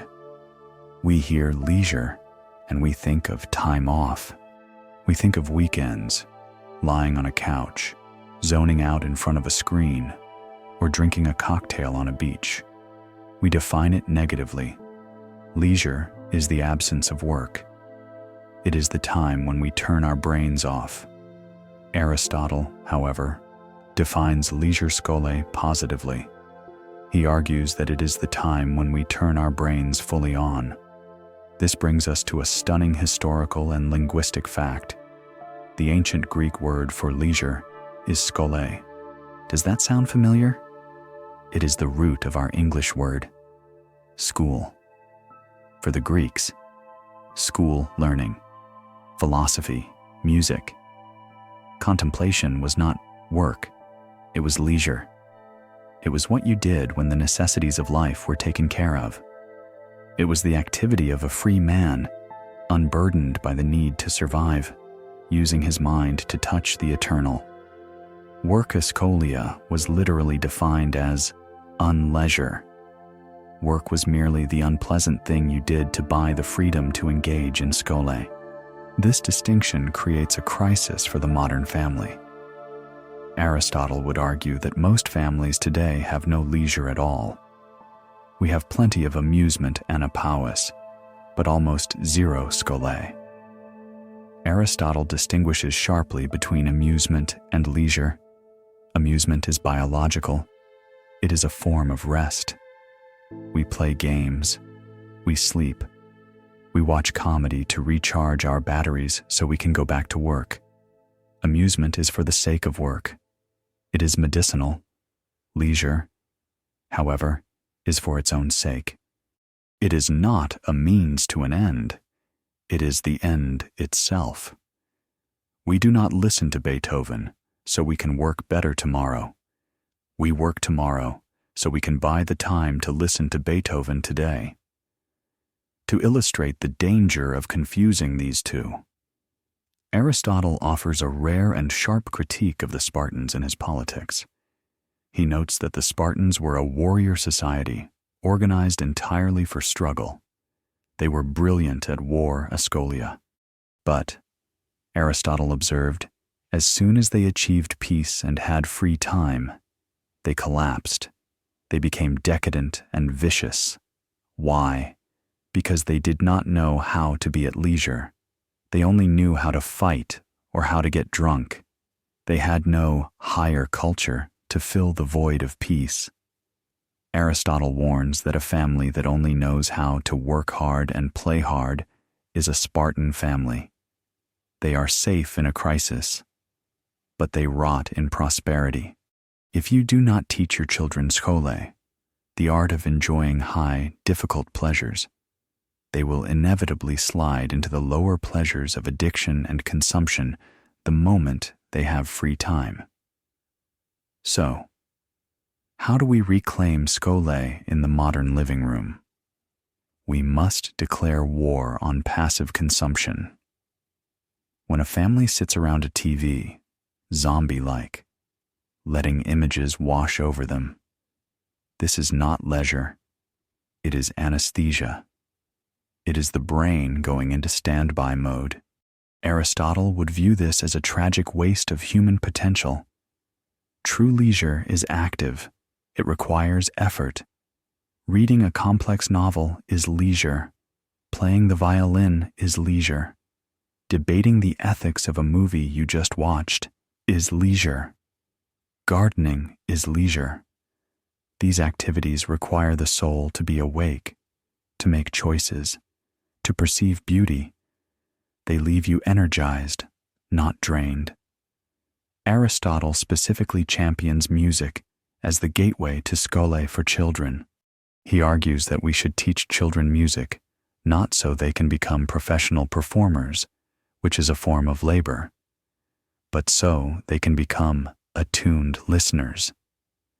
A child who learns the difficult discipline of the piano is learning to appreciate order, harmony, and silence. They are building a cathedral of the mind where they can retreat for the rest of their lives. If you only give them video games, amusement, you give them a playground, not a cathedral. You can outgrow a playground. You never outgrow a cathedral. This philosophy challenges the busyness trap of modern parenting. We fill our children's schedules with activities, soccer, tutoring, dance, coding camp. We think we are enriching them. Aristotle asks, Where is the margin? Schole requires unscripted time. It requires a sacred emptiness where the mind can wander and wonder. If every hour is accounted for with productive activity, the child becomes a worker bee. They learn a scholia unleisure, but they never learn how to just be. Practical application. The Sabbath of the screen. Aristotle would likely advise the modern family to institute periods of time where utility is banned.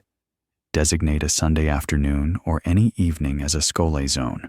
No chores, no homework, no passive screens. What do? You engage in the liberal arts, the arts of the free person. You read aloud to each other. You go for a walk in nature and learn the names of the trees. Biology as leisure. You sit and listen to an entire album of music without doing anything else. You draw. At first, the children and the parents will be bored. They will crave the dopamine hit of amusement. This boredom is the withdrawal symptom of the Spartan. But if you persist, the second wind kicks in. The mind, starved of junk food, starts to hunger for real food. The conversation deepens. The drawing becomes intricate. The family starts to produce culture rather than just consuming it. Aristotle argues that this is the closest humans can get to the life of the gods. The gods do not sleep, nor do they toil in factories. They contemplate. They enjoy the eternal view. When a family sits on a porch, watching a thunderstorm, talking about the nature of fear or the beauty of the lightning, they are participating in the divine life. They are exercising the highest part of their soul, nous. For the listener, this is a permission slip to stop entertaining your family. You are not a cruise ship director. You are a mentor of the soul. Do not fear the silence. Do not fear the difficult hobby. Invite your family to do hard things just for the joy of doing them. Happiness is thought to depend on leisure. For we are busy that we may have leisure, and make war that we may live in peace. Do not win the war only to lose the peace. Build the capacity for high joy now, in the quiet moments. Let the screens go dark, so the mind can light up. Section 16. Healing weakness of will in the family. We have spent 15 sections building a family of high ideals. We have the maps, the compass, and the destination of eudaimonia. But now, we crash into the most frustrating and baffling rock in the ocean of human psychology. It is the moment when your child or your spouse, or you yourself, looks at the right path, acknowledges it is the right path, and then, with open eyes, walks directly into the swamp. This is the problem of akrasia, translated often as incontinence or weakness of will. Akrasia is the state of acting against one's own better judgment. It is the teenager who knows the homework is due tomorrow but plays video games anyway. It is the parent who knows they should not yell but yells anyway. It is the universal cry of the family meeting. You knew better. Why did you do it? To understand this, we must visit a historical debate that shook the foundations of the academy in Athens. It was a heavyweight bout between Socrates and Aristotle. Socrates, the intellectual optimist, believed that akrasia was impossible. He argued that knowledge is virtue. He believed that no one does wrong willingly. They only do wrong out of ignorance. If a man truly understood that smoking kills him, he would stop instantly. Therefore, if he smokes, he simply doesn't understand the danger deep enough. Aristotle, however, looked at human nature with his biologist's eye and essentially said, Socrates is wrong. He observed that humans are not just walking brains, We are biological engines of desire. He argued that it is entirely possible to possess the knowledge of the good and yet be hijacked by the passion of the moment. He validated the reality of the internal civil war. This brings us to a rare and vivid metaphor Aristotle uses to explain the akrasia mechanism. He compares the person acting against their better judgment to a drunkard reciting poetry. He writes that a man who is drunk can recite the verses of Empedocles, a famous philosopher-poet, perfectly. He can say the words of wisdom, but he does not possess the wisdom. The alcohol has disconnected his tongue from his understanding. The words are just noise. Aristotle argues that when a family member is in the grip of strong emotion, pathos, whether it is anger, lust, or laziness, they become drunk. When you ask a screaming child, "What is the rule about hitting?" and they scream back, "No hitting while swinging their fist," they are the drunkard reciting poetry. They have the data, but the drunk state of their nervous system has rendered the data powerless. This diagnosis changes everything for the parent. It means that lecturing a child during an acratic episode is useless. You are trying to reason with a drunk person. The problem is not a lack of information ignorance. The problem is a temporary collapse of the command center. So, how do we heal akrasia in the home? How do we strengthen the will? Aristotle suggests we must move from being incontinent, knows good, does bad, to continent, knows good, struggles, does good, and finally to temperate, knows good, loves good, does good. The first step is externalizing the will. If a child's will is too weak to resist the temptation of the iPad, the parent must act as the external will. We do not say, "I trust you to get off in 10 minutes. That sets them up for failure. We say, "I know this is hard for you, so I will come and take the iPad in 10 minutes. We do not frame this as a lack of trust. We frame it as scaffolding. Aristotle argues that we need laws in the city because humans are prone to akrasia. The law is the rational will of the community made stone. In the home, the routine is the law. If the routine is rigid, phones go in a basket at 8 p.m., the individual doesn't have to fight the battle of will every night. The decision has already been made by the house. The second step is the syllogism of action. Aristotle breaks down human action into a logical formula. 1. Major premise universal. Sweet things are bad for me. 2. Minor premise. Particular. This cake is sweet. 3. Conclusion. I should not eat this cake. Aristotle argues that akrasia happens when desire epithymia creates a fog that obscures the minor premise. The desire for the cake is so loud that the brain forgets that this specific cake falls under the rule. To fight this, the parent must help the child amplify the particulars. When a teenager wants to skip studying desire, the parent helps them see the minor premise clearly. If you skip this specific study session tonight, you will feel panic tomorrow morning. Do you remember the panic you felt last time?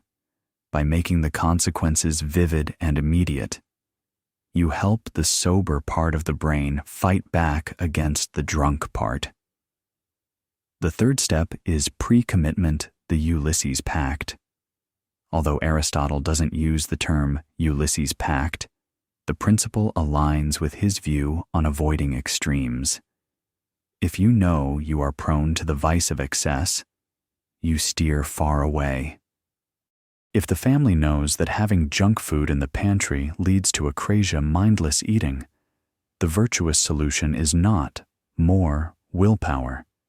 It is no junk food in the pantry. We often think that virtue means staring at the temptation and resisting it. Aristotle suggests that is the hard way. The wise way is to remove the temptation so the will can rest. A family that wants to be less distracted shouldn't just try harder to ignore the TV. They should unplug the TV or put the remote in a difficult place. Use your environment to defend your virtue. Finally, Aristotle asks us to have compassion for the acratic. He distinguishes between the vice, the person who chooses evil and thinks it is good, and the incontinence, the person who chooses evil but knows it is wrong. The vicious person is unrepentant. The incontinent person is full of regret. When your child snaps at you and then immediately cries, "I'm sorry, I didn't mean it," believe them. They are acrates. They are struggling. Do not crush them with shame. Shame triggers more stress, which leads to more drunkenness of the soul. Instead, say, "I know you didn't mean to. Your will got tired. Let's figure out how to help you be stronger next time." This approach transforms the family from a courtroom judging guilt to a gymnasium spotting weakness. In a gym, if someone drops a heavy weight, we don't say, "You represent evil." We say, "That was too heavy for you today. Let's take some weight off and try again." For the listener, this section is an invitation to stop relying on willpower alone. Willpower is a finite resource. It is a battery that runs out. Structure is an infinite resource. If you are fighting the same battles every day, you are not dealing with a bad child or a bad spouse. You are dealing with a design flaw. You are relying on a drunkard to recite poetry. Sober up the environment. Lock the liquor cabinet of distraction. Make the good the easiest path, not the hardest. For the incontinent man acts under the influence of passion, knowing that what he does is bad. He knows. He suffers. He needs your help, not your lecture. Be the strength he lacks until his own strength returns. Section 17. Friendship across the generation gap. We have walked the long road of parenting, from the first days of habit building to the complex negotiations of justice and money. We have been the architect, the judge, and the shield bearer. But there comes a season, a terrifying, quiet season, when these roles begin to slip from our hands. The child grows taller than us. Their reasoning logos becomes sharper than ours. The dynamic of the house shifts. Aristotle foresees this moment with clarity.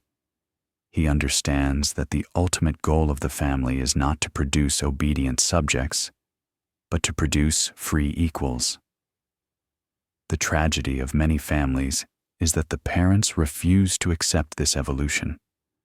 They try to remain the monarch when the child has become a citizen. This resistance destroys the potential for the highest prize of parenthood, friendship with your adult child. To navigate this, we must examine Aristotle's specific categorization of unequal friendships. In books 8 and 9 of the Nicomachean Ethics, he discusses friendships between unequals like a king and subject or a father and son. He argues that for these friendships to work, there must be a proportional love. The superior party, the parent, provides benefit, existence, nourishment, education. The inferior party, the child, provides honor, respect, service. As long as this exchange is balanced, the relationship holds. But Aristotle notes that nature demands this balance change. As the child acquires their own virtue, the inequality shrinks. The gap closes. This brings us to a historical fact rooted in the laws of Athens, which Aristotle would have known intimately. It is the concept of gerotrophia. In ancient Athens, There was a legal obligation for children to care for their aging parents. If a citizen failed to feed or house his elderly father, he could be stripped of his citizenship atimia. The Greeks viewed the parent-child relationship as an unpaid debt. The parent gave the child the gift of life, a gift so massive it can never be fully repaid. Therefore, the child pays interest on the debt through gerotrophia, elder care. However, Aristotle adds a profound psychological nuance. He argues that while the debt exists, true friendship cannot be based on debt. If your child visits you only because they owe you, that is a friendship of utility. It is cold. It is legalistic. The goal is to transform the debt of life into the bond of virtue. You want your adult child to visit you not because the law or guilt demands it, but because they actually like you. This leads to a rare and poignant detail in Aristotle's analysis of affection. He observes a painful asymmetry. Parents love their children more than children love their parents. He explains this biologically. The parent views the child as something of themselves. Tiautu, a physical piece of their own body living in the world. The parent has loved the child longer since birth. The child, however, views the parent as the source of their being, but not as part of themselves. They are looking forward, toward their own future and their own children. Aristotle warns parents to accept this asymmetry with grace. Do not demand that your child loves you with the same fierce, protective intensity with which you loved them. That is against nature. The river flows downstream, not up. So, how do we manage the great transition from authority to friendship? Aristotle suggests we must shift our mode of governance from paternal rule monarchic to fraternal rule democratic. When the child is young, the parent commands, "Put on your shoes." When the child is an adolescent adult, the parent must switch to counsel. The monarch gives orders, the friend gives advice. The monarch says, "You are forbidden to date that person." The friend says, "I am worried that this person does not treat you with the virtue you deserve." What do you think? This shift requires the virtue of humility. You have to be willing to be rejected. A king cannot be rejected. A consultant can. If you offer advice and your adult child says, "No thanks," the Aristotelian parent accepts this. You respect their sovereignty. Paradoxically, Aristotle suggests that by releasing control, you gain influence. When the child realizes you are no longer trying to run their life, they stop fighting you. They lower their shields. And often, they come back to ask for the wisdom they previously rejected. There is also the concept of intellectual respect. Aristotle argues that a friendship of virtue requires that both parties admire the goodness in the other. This means you must start looking for the virtues in your adult child that you do not possess. Maybe they are more adventurous than you. Maybe they are more compassionate. Tell them, "I admire how you handled that situation. I would have been too scared." When a parent validates the virtue of the child, the dynamic flips. The child realizes, "My mother sees me as a peer." This is the moment the friendship of equals begins. Aristotle also warns against the vice of criticism. Many elderly parents fall into the trap of becoming the eternal critic. They view their role as the corrector. Why is your hair like that? Why are you spending money on that? Aristotle would classify this as pickiness or contentiousness. It destroys the pleasure of the friendship. If you want your children to seek your company, Leisure scholae. You must be pleasant. You must be someone with whom it is easy to spend time. The virtuous friend is one who brings light, not just judgment, to the table. For the listener dealing with this transition, Aristotle offers a comforting image. Think of the relationship like a relay race, the torch race of the Panathenaic Games. For the first leg of the race, you held the torch tight. You ran hard. The child was just watching. Then, there was a clumsy phase where you were both holding the torch. Adolescence. Now, you have let go. The child is running with the fire. Your job is not to run alongside them screaming instructions. Your job is to stand on the sidelines and cheer. Your job is to be the witness. The greatest gift you can give an adult child is to be a steady, admiring witness to their life, to be the safe harbor they can return to when the race gets hard. They may not need your money anymore. They may not need your permission, but they will always, desperately, need to know that you are watching them with pride. Aristotle argues that a man who has raised virtuous children has achieved a form of immortality. He may die, but his virtue lives on in the habits of his offspring. When you look at your adult child and see them acting with justice or courage, you are seeing the second self in action. You are seeing the work of your hands continued. As you drift to sleep, release the need to control the outcome. You have built the ship. You have sewn the sails. You have taught the navigator. Now, the ship must sail its own course. Trust the work you did. Trust the bricks you laid years ago. The wall will hold, for a friend is another self. Let your child be that other self, different, separate, but eternally connected by the root of your shared love. Section 18. The contemplative life at home. We have now ascended the mountain of Aristotelian ethics.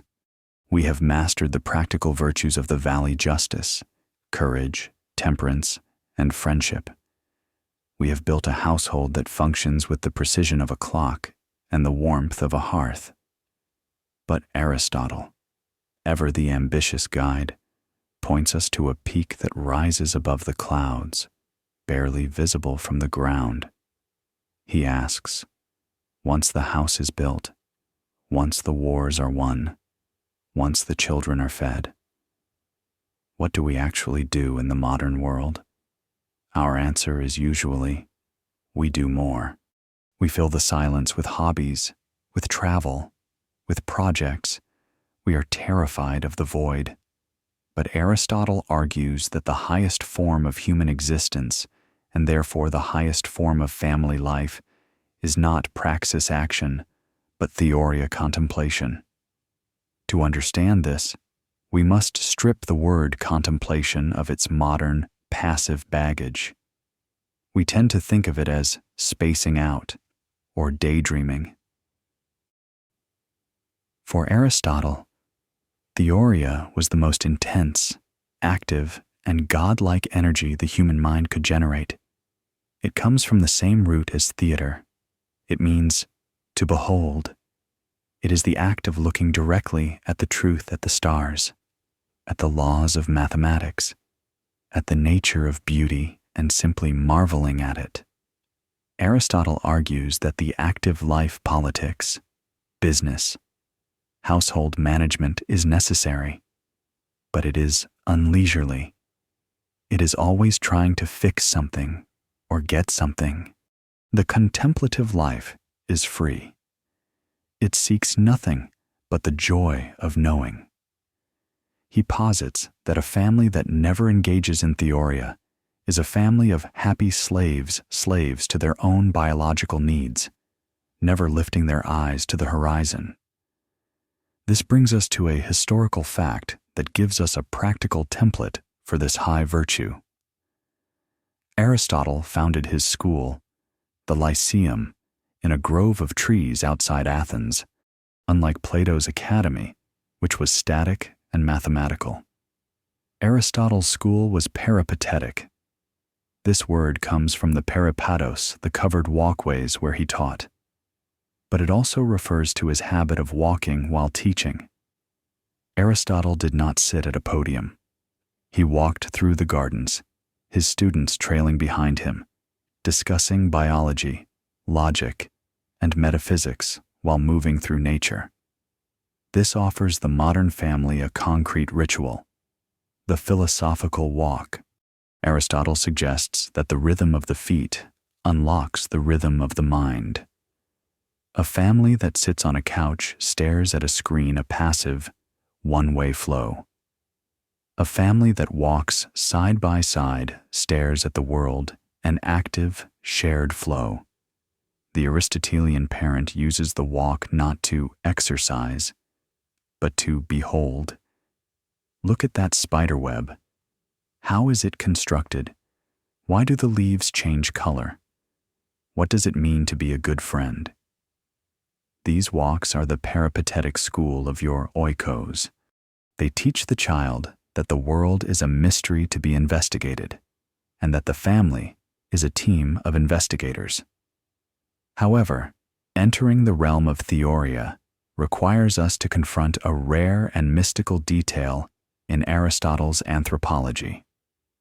In his De Anima on the soul, Aristotle argues that most of the human soul dies with the body.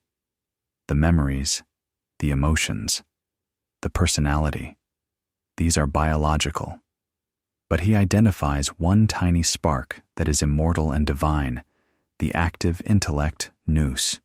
He argues that when we engage in pure contemplation, when we lose ourselves in the study of a theorem or the awe of the cosmos, we stop being human for a moment and become divine. We touch eternity. This sounds lofty, but it happens in the living room. Have you ever seen a child completely absorbed in building a Lego tower or staring at a bug, mouth open, forgetting to eat, forgetting their name? That is theoria. That is the nous glowing. The modern parent often interrupts this. Hurry up. It's time for soccer. Stop staring and eat your dinner. Aristotle warns us, do not interrupt the divine. When a member of the family is in a state of deep focus or wonder, the home should treat it with the reverence of a church service. The active life. The schedule must bow to the contemplative life, the wonder. So, how do we foster a culture of theoria amidst the noise of modern life? It begins with the sanctity of silence. Our homes are loud. Appliances beep, phones ring, TVs chatter. Constant noise forces the brain into a defensive, shallow mode. Deep thought requires deep quiet. The Aristotelian family practices periods of no input. Imagine a silent hour on a Sunday. No one is forced to sleep. You can read, you can draw, you can sit on the porch, but you cannot produce noise that intrudes on another. In this silence, the mind of the child, initially bored, begins to stretch. It begins to ask the big questions. And this leads to the second practice, metaphysics at the dinner table. We often underestimate our children's capacity for philosophy. We ask them, how was school a data question? We rarely ask them, what is fair? Or is it ever okay to lie contemplative questions? Aristotle believes that the desire to know is the defining characteristic of our species. Children are natural philosophers. They ask, why, incessantly. The Aristotelian parent does not shut this down with, because I said so. They fan the flame. I don't know why the sky is blue. Let's find out. That's a hard question about death. What do you think happens when the family engages in these discussions? The hierarchy of age dissolves. We are no longer parent and child. We are two souls staring into the abyss of the unknown, holding hands. This intellectual intimacy is deeper than any hug. Furthermore, Theoria allows the family to transcend utility. Most of our family interactions are transactional. Clean your room, eat your peas, sign this form. Contemplation is useless, and that is its glory. Looking at the moon through a telescope serves no economic purpose. It does not get you into college. It does not pay the bills, but doing it together signals to the family. We are more than our economic output. It creates a kingdom of the useless where the soul can rest. Aristotle argues that this is the ultimate defense against the midlife crisis or the teenage crisis. The crisis comes when we ask, is this all there is? Work and sleep.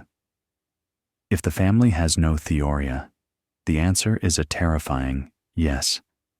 If the family has theoria, the answer is no. There is truth, there is beauty, and we have access to it every day. For the listener drifting into the quiet of the night, this is the most soothing promise of all. You do not need to be rich to offer your family the highest good. The stars are free. The questions are free. The mind is free. You just need to stop running. Stop the active life for a moment. Look at the person sleeping next to you. Look at the shadows on the wall. Do not analyze them. Do not organize them. Just behold them. That act of beholding is the spark of the divine in you. It is the noose waking up while the body goes to sleep. If happiness is activity in accordance with virtue, it is reasonable that it should be in accordance with the highest virtue. And this will be that of the best thing in us. The best thing in you is the part that wonders. Let your home be a temple to that wonder. Section 19. The parent as the unmoved mover. We are nearing the end of our journey through the Aristotelian household. We have explored the practical mechanics of habit, the warmth of friendship, and the heights of contemplation. But now, we must descend to the deepest, most stable bedrock of Aristotle's philosophy to find the ultimate model for the parent. This concept does not come from his ethics or his politics, but from his metaphysics. It is the concept of the unmoved mover. In Aristotle's cosmology, the universe is a place of constant motion and change. Planets spin, seasons turn, animals are born and die. He argued that for all this motion to exist, there must be a source, a center point that causes everything else to move, but does not move itself. He called this the prime mover, or the unmoved mover. This entity does not push things with force. Rather, it attracts things by the sheer power of its perfection.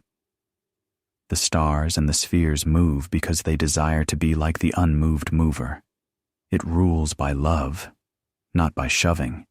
In the microcosm of the family, Aristotle invites the parent to aspire to this role. The parent as unmoved mover. This is a radical shift from the modern experience of parenting. Most of us are moved movers. We are reactive. If the child screams, we scream. If the spouse is anxious, we become anxious. If the school sends a worrying email, we panic. We are pushed and pulled by the emotional gravity of everyone else in the house. We are satellites, spinning wildly in the chaos, crashing into each other. Aristotle suggests that for a family to have order, someone must be the anchor. Someone must be the heavy center that absorbs the energy without being displaced by it. To understand the physics of this emotional stability, We look to a historical fact regarding Aristotle's observation of the gyroscope or its ancient equivalent, the spinning top. Aristotle was fascinated by motion. He noted that a spinning object is most stable at its center. The rim moves fast, the axis is still. In a family crisis, a medical emergency, a financial collapse, a teenage rebellion, the family spins fast. The rim, the children, is moving at high velocity, terrified and chaotic. If the axis, the parent, also starts spinning, the whole top falls over. The structure collapses. The virtue of the parent in that moment is ataraxia, imperturbability. It is the refusal to spin. This brings us to a rare and subtle detail in Aristotle's description of the unmoved mover. It causes motion through being objects of desire. Kinetai hos eromenon. This is the key to influence. A tyrant parent tries to move the child by force, pushing. A unmoved mover parent moves the child by attraction, pulling. Because the parent is so stable, so just, and so calm, the child wants to align with them. The child sees the peace in the parent's eyes and thinks subconsciously, I want that peace. I will orbit that. This is the highest form of authority. It is not authority demanded. It is authority granted by the magnetized soul of the child. So, how does a stressed, exhausted modern parent become an unmoved mover? It starts with decoupling. You must decouple your internal state from your child's behavior. The moved parent thinks, if my child fails math, I am a failure. This emotional entanglement means the child controls your self-worth. The unmoved parent thinks my child is struggling with math. I will help them. But my value as a human being is distinct from their grades. Because you are distinct, you can be helpful. You can offer a steady hand because your hand isn't shaking with their fear. Aristotle also emphasizes the concept of self-sufficiency autarkia in this context. The unmoved mover does not need the planets to spin. It is complete in itself. Similarly, a parent must work to be emotionally self-sufficient. If you need your child to be happy so that you can be happy, you are a burden to them. You are asking them to carry your emotional well-being. But if you can say, I am happy and whole, even if you are having a bad day, you become a safe harbor. The child can have their bad day, crash against your rocks, and find that the rocks didn't move. That solidity is what makes them feel safe enough to calm down. This requires the practice of the pause of reason. When the chaos enters the room, the screaming toddler, the angry spouse, the unmoved mover takes a microsecond to engage logos. You visualize the incoming emotion as a wave. You do not dive into the wave. You stand on the shore. You watch it break. You get your feet wet. But you do not get swept out to sea. In that pause, you choose your response. You choose the golden mean we discussed in Section 3. You choose the gentle anger of Section 7. You choose the lesbian rule of Section 8. You act. You do not react. Aristotle warns, however, that being unmoved does not mean being unfeeling analgesia. The unmoved mover is not a stone. It is a being of pure actuality and love. To be an unmoved parent is not to be cold or distant.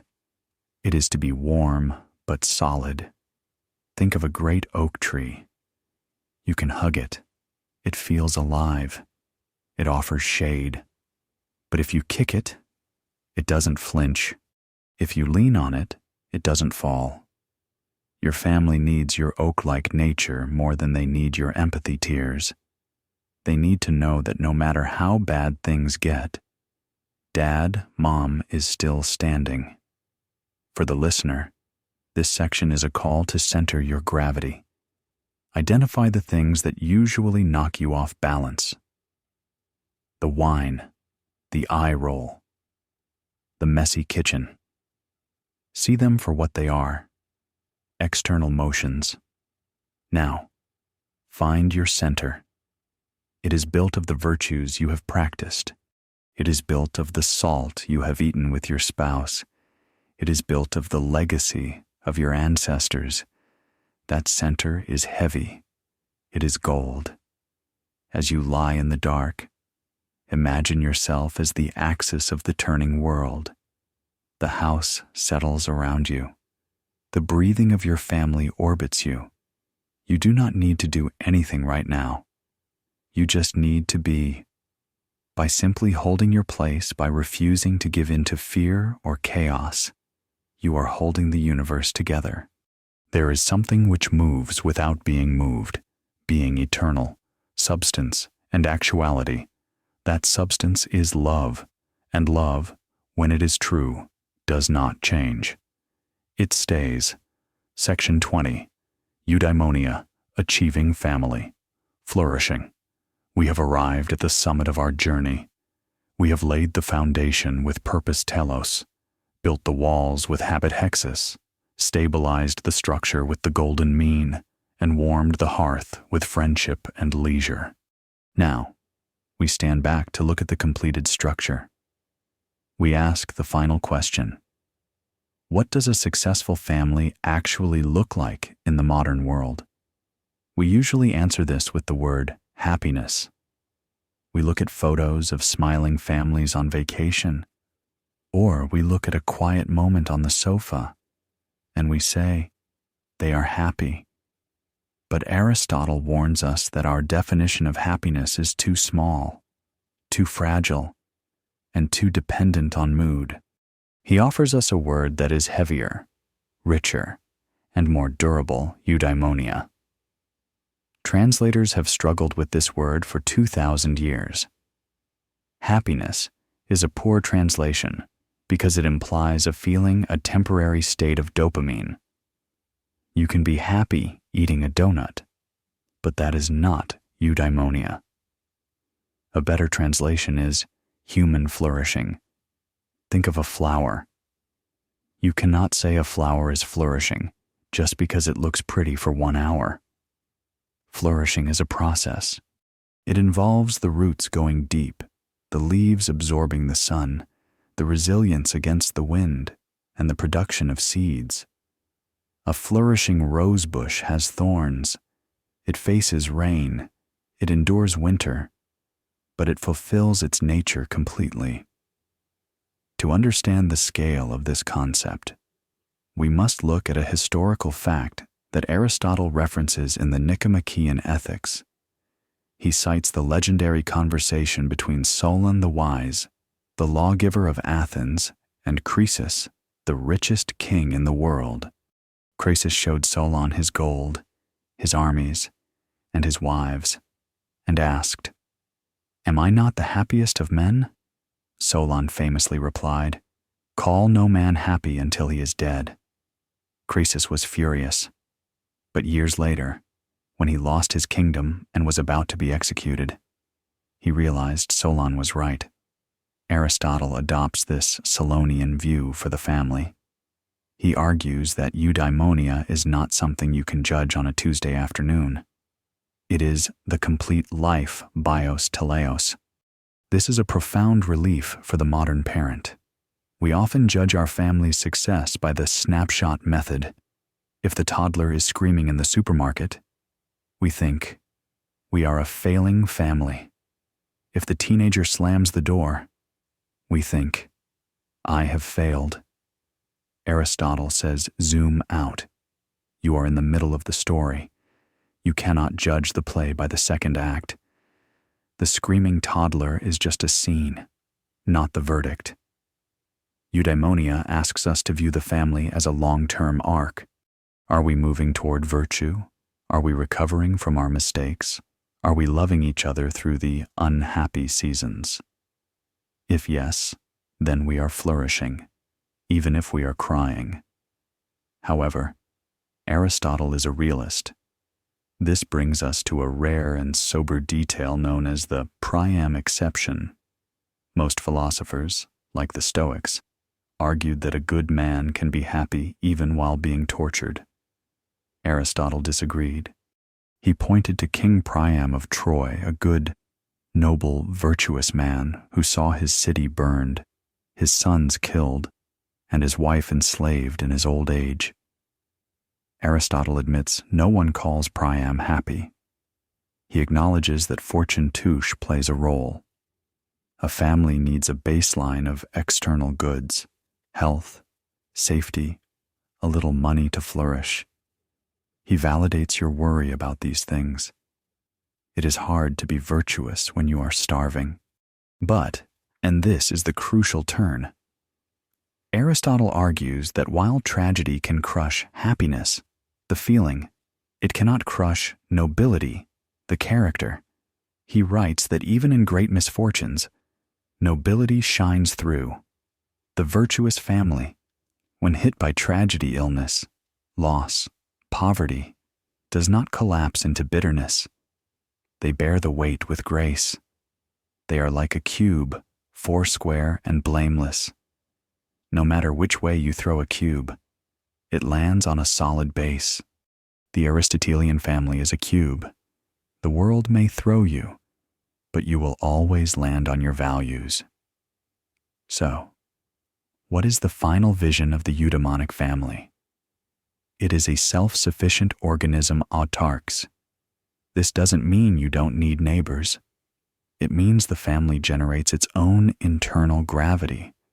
It doesn't need constant entertainment from the outside to be bored. It doesn't need constant validation from social media to feel worthy. It generates its own love, its own fun, eutrapelia, its own wisdom, theoria, and its own support, Philia. Aristotle compares the fully realized life to a painting. In the beginning, early parenthood, it is just sketches and chaotic lines. It looks like a mess. In the middle, raising teenagers, there is struggle with color and shadow. But in the end, when you step back, the image resolves. You see that the dark shadows, the hard times, were necessary to make the light, the joy pop. You see that the mistakes were actually texture. The ultimate reward of eudaimonia is the realization that you have participated in the immortality of the species. Aristotle argued that since humans cannot live forever individually, we achieve eternity through reproduction, not just biological reproduction, but moral reproduction. When you look at your adult children and you see them treating a stranger with justice or handling a crisis with courage, you realize I am still here. The values you fought for in the privacy of your kitchen are now walking around in the world, separate from you. You have successfully transmitted the fire. For the listener, this is the final call to endurance. Parenting is the longest project of your life. It is the cathedral that takes 100 years to build. You may not see the spire completed. You may only lay the foundation stones. But Aristotle assures us that the work itself is the reward. The activity of loving, teaching, and guiding is the highest function of the human soul. Even on the days when you feel like Sisyphus pushing the rock up the hill, you are achieving eudaimonia, because you are pushing, you are trying, you are functioning as a human being should. Do not envy the cyclops, the isolated, selfish man who has no responsibilities. He has no burden, but he has no glory. You carry the burden of the oikos. You carry the weight of other souls, and that weight is what anchors you to the earth and connects you to the sky.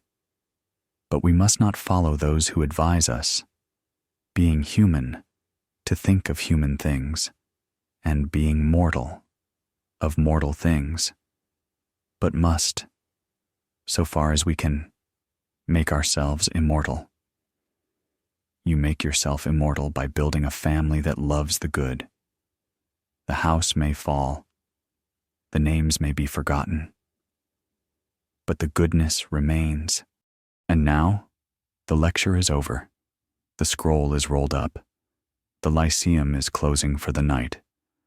We leave the marble columns of ancient Athens. We leave the dusty roads of history. We return to the here and now, to the quiet sanctuary of your own room.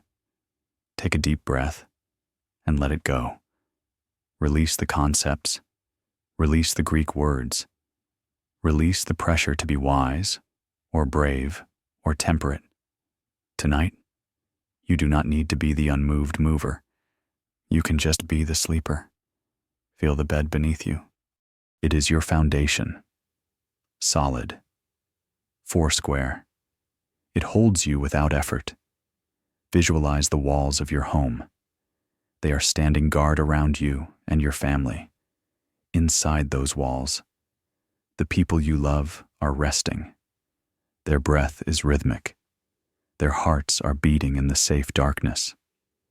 You have done your work today. You laid a brick. You bent the stick. You ate the salt. It is enough. Imagine a soft, golden light filling the center of your home. The Hestia, the hearth fire. It burns with a steady, gentle heat. It warms the air in the hallway. It warms the air in the bedrooms. It connects everyone under the roof in a web of invisible warmth. The first village is at peace. The gates are locked. The shields are down. The ship is anchored in the harbor. The water is calm. The stars are wheeling overhead in their perfect, silent orbits. You are part of that order. You are a creature designed for rest. Let the heavy curtain of sleep fall across the stage. The play will continue tomorrow. But for now, the stage is dark. The actors are resting.